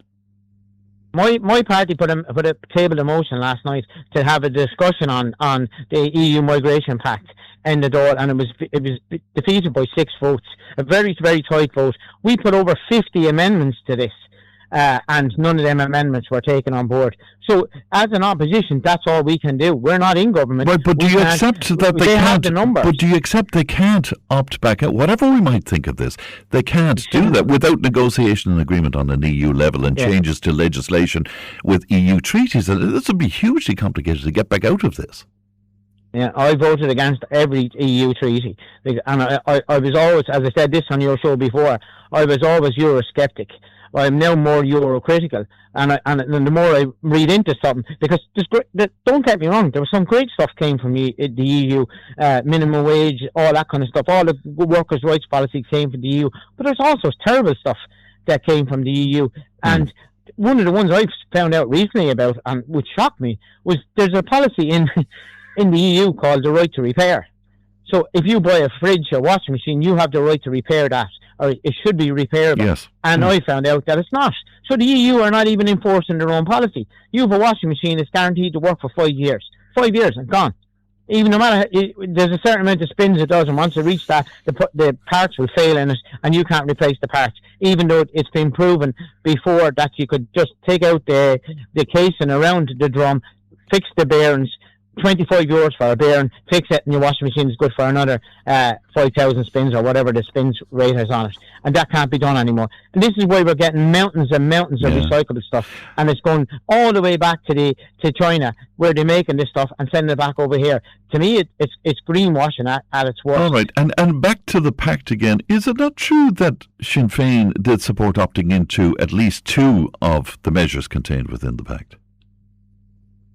There was, yes, that is true. We opted into, there was 2, but we put 50 amendments into it. Like, as I said, good things are in a document, bad things are in a document. You have to, as an opposition, we have to be critical of the ones that we think are not right and what the people are telling us are not right. Just for people, just to make sure people are well informed about this and Sinn Féin's stance on it, what you did want in the Pact was the Asylum and Migration Management Regulation that replaced the old Dublin system, and you wanted the Eurodac regulation as well, I understand, Davy, that would expand the EU fingerprint and the biometric databases and all of that kind of thing, and identifying applicants and track asylum claims across the countries as well. So you are pro quite a lot of this Pact. There's some good parts in it. We have to find out who's going to be. This is the biggest critic that we get off of people. But I didn't hear Sinn Féin say that. And you don't know who's coming in. I didn't hear Sinn Féin say. That's what you need to find out. I didn't hear Sinn Féin say that in the last couple of days, that there were aspects of this that you found positive. I didn't hear you say that. Well, I just said it on your. I just said it on it because there was not until I brought it up. Why would we have supported 2? Why would we have supported 2 of the issues against? We put 50 amendments to this. We were against the EU. We voted against it. We voted against all the treaties. They shouldn't have came in. But when legislation comes in, you need to scrutinise the legislation and you need to put amendments to it. And that's what we tried to do as an opposition. But do you accept? We're not in government. People keep forgetting this. Sinn Féin are not in government, we seem to be getting the blame for all the woes that are happening, and we're not in government. People are focusing their anger in the wrong place. The anger should be on the government. The government are they're the drivers. They're on the levers of power. Well, they're the ones driving the bus. There is a lot of anger on the government. But do you accept at this point that Ireland can simply opt back out of this? Now, do you accept that, Davy? Well, no, I don't think, well, it's not that you can opt back out, but the government can change track on it and go back in and renegotiate. You might be able to opt out fully, but you can go back in and renegotiate. And that's what we need to do. We need to be listening to the people that are on the ground, that are complaining on a daily basis to me, to your show, about immigration. There's good things about immigration and there's bad things about immigration, and they need to be fixed. And we'll have a better policy for everyone. I met a man this morning from Nigeria. He said he's in Carrick 10 years. He loves the town. He said in Nigeria his children can't walk the streets. And he said in Carrick, he said we can leave out. We don't have to worry about them whatsoever. They can go anywhere they like. I met a man from South Africa. Same thing. He said he loves Carrick. He loves the way it is. It's just such a quiet town. Everything is so. And that's the way Ireland was and always will be. And we just need to get everyone work together and be a cohesive society. And the people that are trying to divide society are the ones that are stoking the flames, and you see the results of it last night. What the government believes about this is that, I mean, just to the core of its argument, it's saying that asylum application is affected by wider European migration flows, and by joining the Pact that we gain access to the common EU system for screening, fingerprinting, processing returns, burden sharing, rather than trying to handle these issues alone. The government believes that this would produce faster decisions, stronger border management, and a more predictable asylum system. Now, all of that, most of us would say, yeah, okay, that's what we want. But overall, you're ceding your control of your immigration system to the EU. Exactly what we've done for years. We've ceded certain policies, and our sovereignty is being eroded. The same as we got rid of town councils, we got rid of certain powers that county councillors have, and we're diluting our democracy. I'm a firm believer in democracy. I'm elected public representative for over 10 years now, and I stood in 2 elections before that and lost them. And so I know what it's all about when you get elected, and you have to build the trust of the people. At the moment, I don't think, and the polls tell you, people don't want this EU pact. They don't want this EU migration pact, and that's the way the government has to listen to the public on this matter, and they're not listening. We need to have it in Ireland where we can then, if whoever's in government, whether Sinn Féin or whatever is in government, and they're implementing this policy, and the people don't want it, they have a choice to get rid of them. We don't, unfortunately, have a choice to get rid of the bureaucrats in Europe. Do you think, though, that the people trust Sinn Féin's policy around immigration and migration? Because, you know, it's almost thrown at you, this notion that Sinn Féin is pro-open border. Yeah, no, that's the trope that's always at us. That's we're not, and I've said this loads of times on your show, we're not, but it's easy. See, this is again goes back to the same argument about they're blaming the wrong person. You know what I mean? If they're not blaming the government, they're blaming us. I don't know why. Obviously, we're not getting our messaging across properly. As you said there, people are not aware of some of the stuff that we're saying, and that's an issue we have to resolve within. And I was at another meeting last night about it, and communication came up, and our policies issues came up. But I believe, and you probably would say this as a Sinn Féin public representative, I believe our policies are very good, but for some reason they're not hitting with the public. And that was resulted in the by-elections. I think I said that to you after the by-elections. You know what I mean? Our messaging needs to be sharper, needs to be improved, and needs to hit with the ordinary citizens. And that's a job for Sinn Féin to do. And we have to convince the people. And at the end of the day, the people are the wisest of them all. Because they're the ones that at the end of the day will walk in and put a tick beside your name or your party's name, and they're the ones who will make that judgment. So if you're not doing it, whether it's the government, Sinn Féin, Labour, or Soc Dems, or any of them, the people will cast their judgment on those, and that's up to each party to get their message across. And if we're not doing it right, we need to get it right. And I'm out there every day of the week trying to get that message right, talking to people and listening to people from all backgrounds and all forms of society. That's what I do on a daily basis. All right, Davy, good to talk to you today. Thank you for your time. Thank you. Good morning to you. Good morning, Fran. Thank you. That's Bye-bye. Sinn Féin Councillor Davy Dunne speaking to us from Carrick and Shore today. How do you feel about that? 1800 938 007.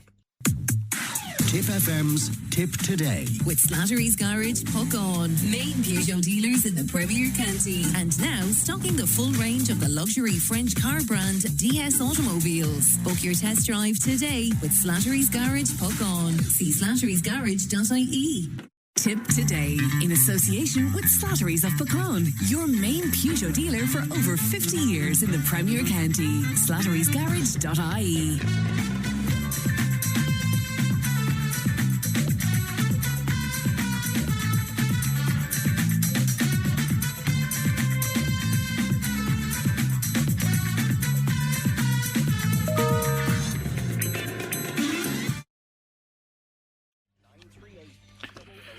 Now, for this week's Tipp FM Investigates Disability feature, Rachel Callaghan speaks with Ardfinnan teenager Cara Darmody about disability rights, what drives her advocacy, and indeed the changes that she believes are urgently needed. Rachel is also joined by Cara's father, Mark, who shares how Cara's work indeed has influenced him and the wider family as well.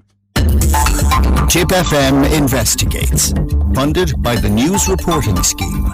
Disability in Tipperary.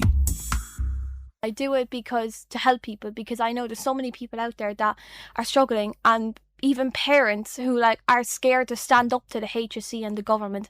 And I said, I'm 15 years old, but I started this when I was 11, and I was like, I'm going to do something about it and just try and help as many people as I can. And I still have the same mindset now. Tipperary teenager Cara Darmody is one of Ireland's most prominent young disability rights campaigners. Originally from Ardfinnan, Cara has become a leading voice in the fight for better autism and disability services. Over the past number of years, Cara has campaigned tirelessly to highlight long waiting lists for autism assessments, delays in essential disability services, and the state's failure to meet its legal obligations under the Disability Act. Cara, what first motivated you to get involved with advocacy work for people with disabilities?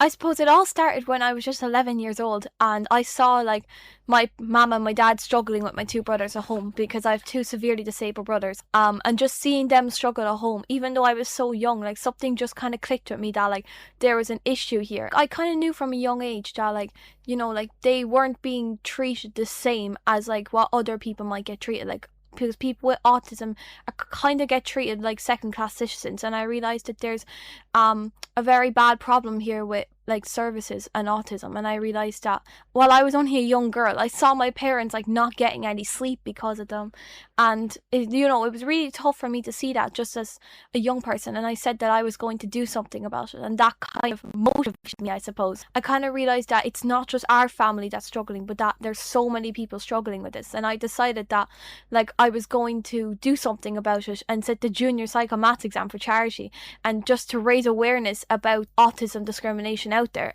And your campaigns mainly focus on waiting lists for children and adults with disabilities trying to access services.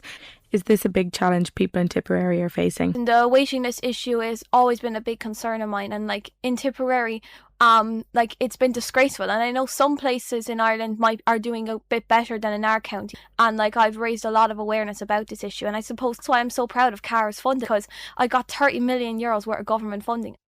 And I'm very happy to be helping people, because that's my ultimate aim of the campaign. But I suppose the waiting lists, they're just too big. And for anyone who is not aware, can you explain what Cara's fund is?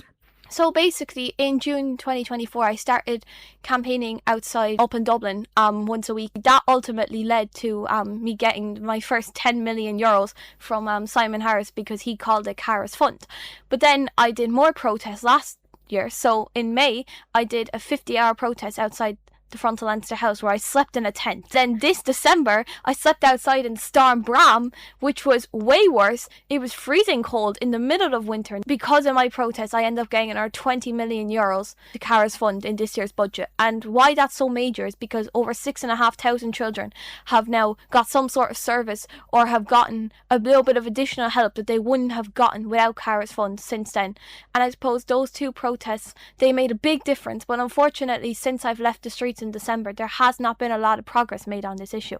And would you say your campaigns have been successful so far? And have you made progress for not only families in Tipperary, but across Ireland? We told that your campaigning is making a difference and like 10 million euros is now going to go towards like services, assessments of needs, waiting lists, all that stuff because of your campaign. Like, you know, it's a great feeling. But I suppose I feel like with all of my campaigns, I've definitely raised a lot more national awareness on this issue, that even people who don't have disabilities and don't understand what it's like to have a disability, I think everyone should be aware of the issue. And I think that is one thing I've succeeded with my campaign. But I suppose it's been hard. And I just think that, like, it's very hard to understand disability unless you, like, have to deal with it, you know? So what would you say are some of the most urgent issues people with disabilities in Tipperary and across Ireland are facing today?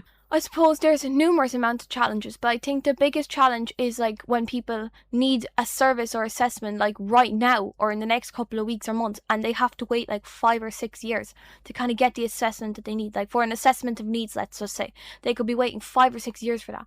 But like, that's just so wrong, because like, you know, and it's the only issue in Ireland where the government are breaking the law on, and I think that's so wrong. And I think that's what it all comes down to, is that I just think people with autism and like disabilities, that like they need certain services and they need that bit of extra help and support, and a lot of them just don't get it. And have you seen any progress on these issues since you started your advocacy work and campaigns? The waiting list in Tipperary, like they used to be around 4 or 5 years, and it has reduced down to about 2.5 to 2.25 years. But that's still not enough. Like, more money needs to be dedicated towards Cara's fund, because there should not be that long of a waiting list.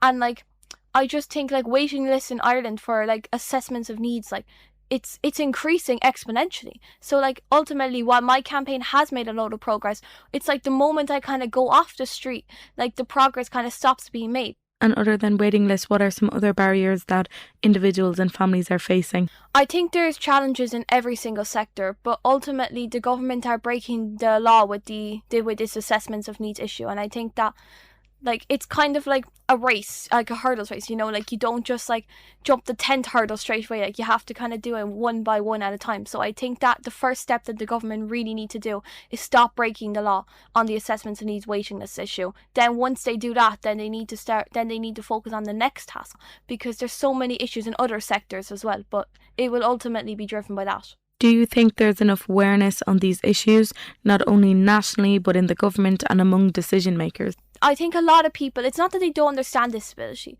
but I think it's just like when you don't kind of like have to take care of a disabled person, and maybe you don't see it as much as someone else does.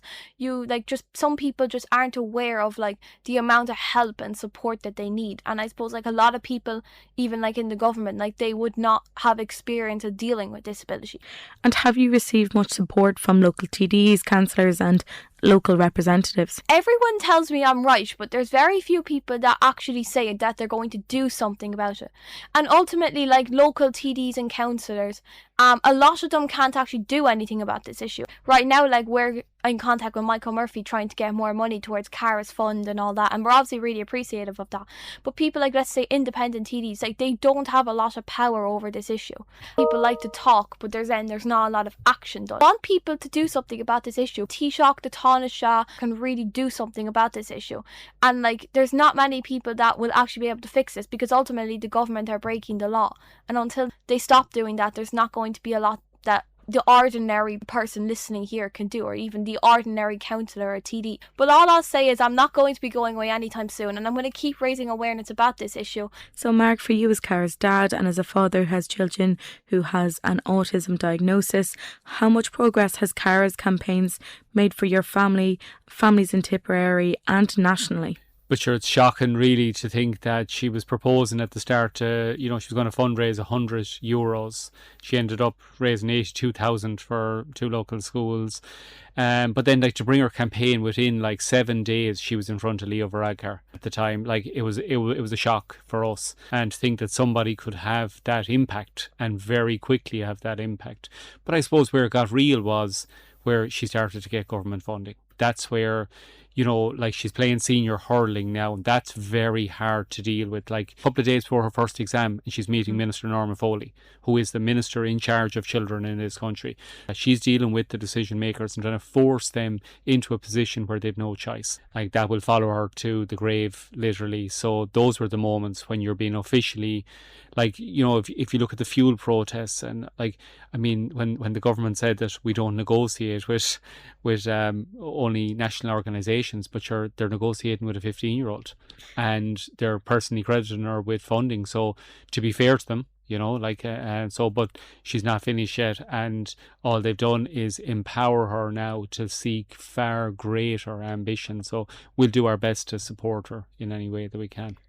And from the perspective of a parent who would also be trying to gain access to these services, and from being involved with Cara's campaign, is there enough supports in Tipperary? In Tipperary seems to be, I remember we had a meeting at the time with the Minister, Anne Rabbitte, and she told us that Tipperary was a disaster. Number one, the worst by far. As I sit here today, there's 19 positions above in the CDNT. There's only 8 filled. There's no psychologist. There's meant to be 4 speech and language therapists. There's only 1 person. Cara's one big ask is a national and international recruitment campaign. The HSE are so reluctant to let anyone in from external to this country. They just don't want to do it, and they're fighting it tooth and nail.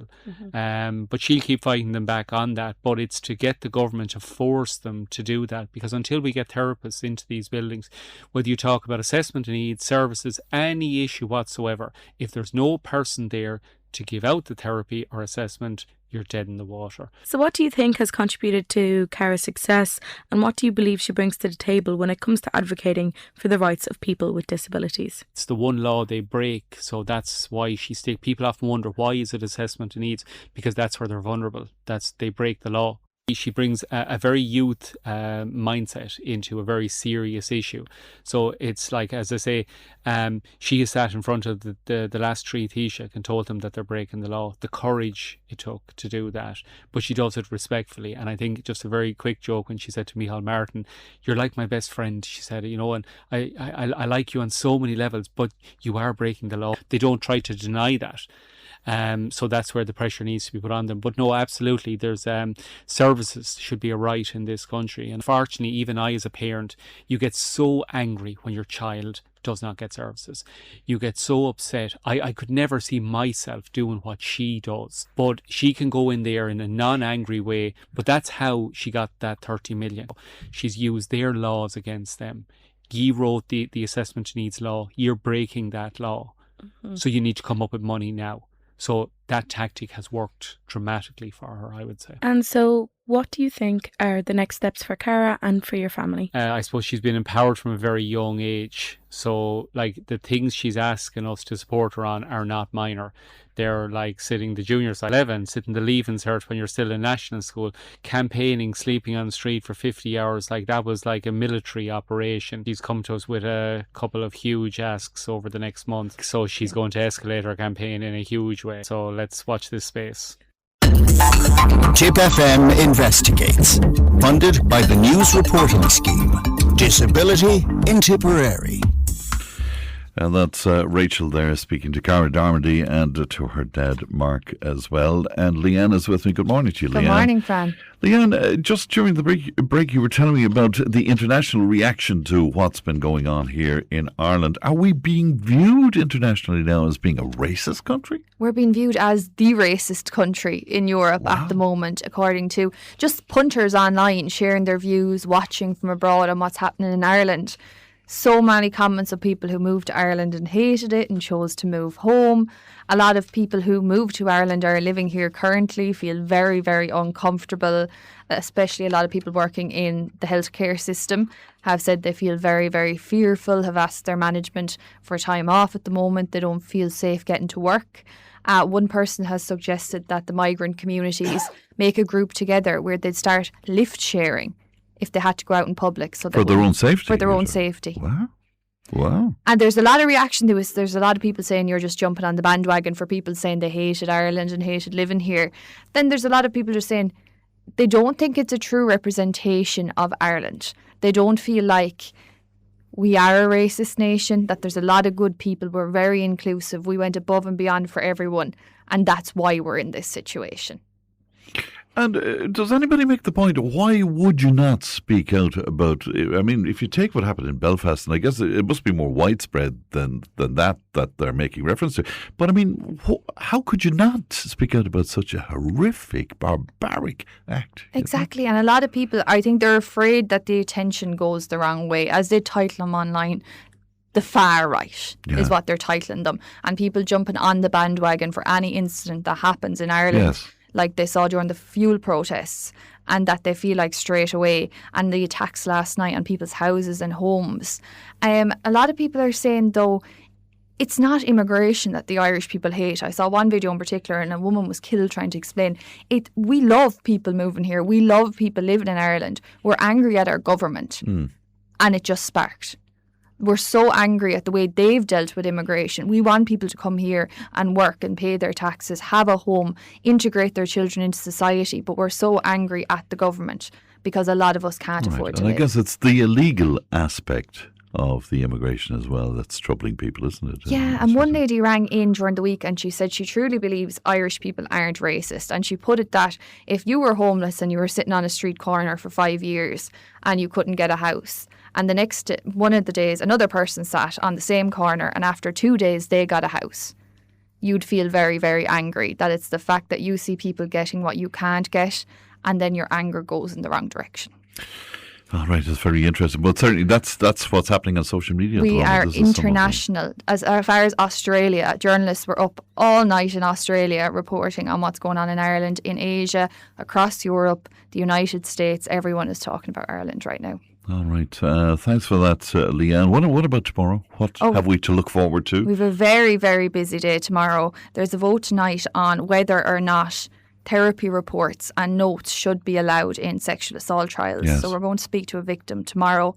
The protest has been cancelled with everything going on in Ireland. It was due to be a protest outside the Dáil, but the vote is taking place tonight. So that will be a very, very big one. All right. Thanks for that, Leanne. Leanne produced today. We've been live from Nina.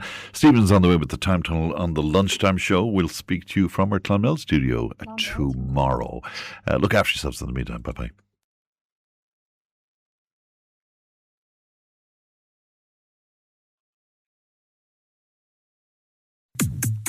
Tipp FM's Tip Today. With Slattery's Garage, Puck On. Main Peugeot dealers in the Premier County. And now stocking the full range of the luxury French car brand DS Automobiles. Book your test drive today with Slattery's Garage, Puck On. See slatterysgarage.ie.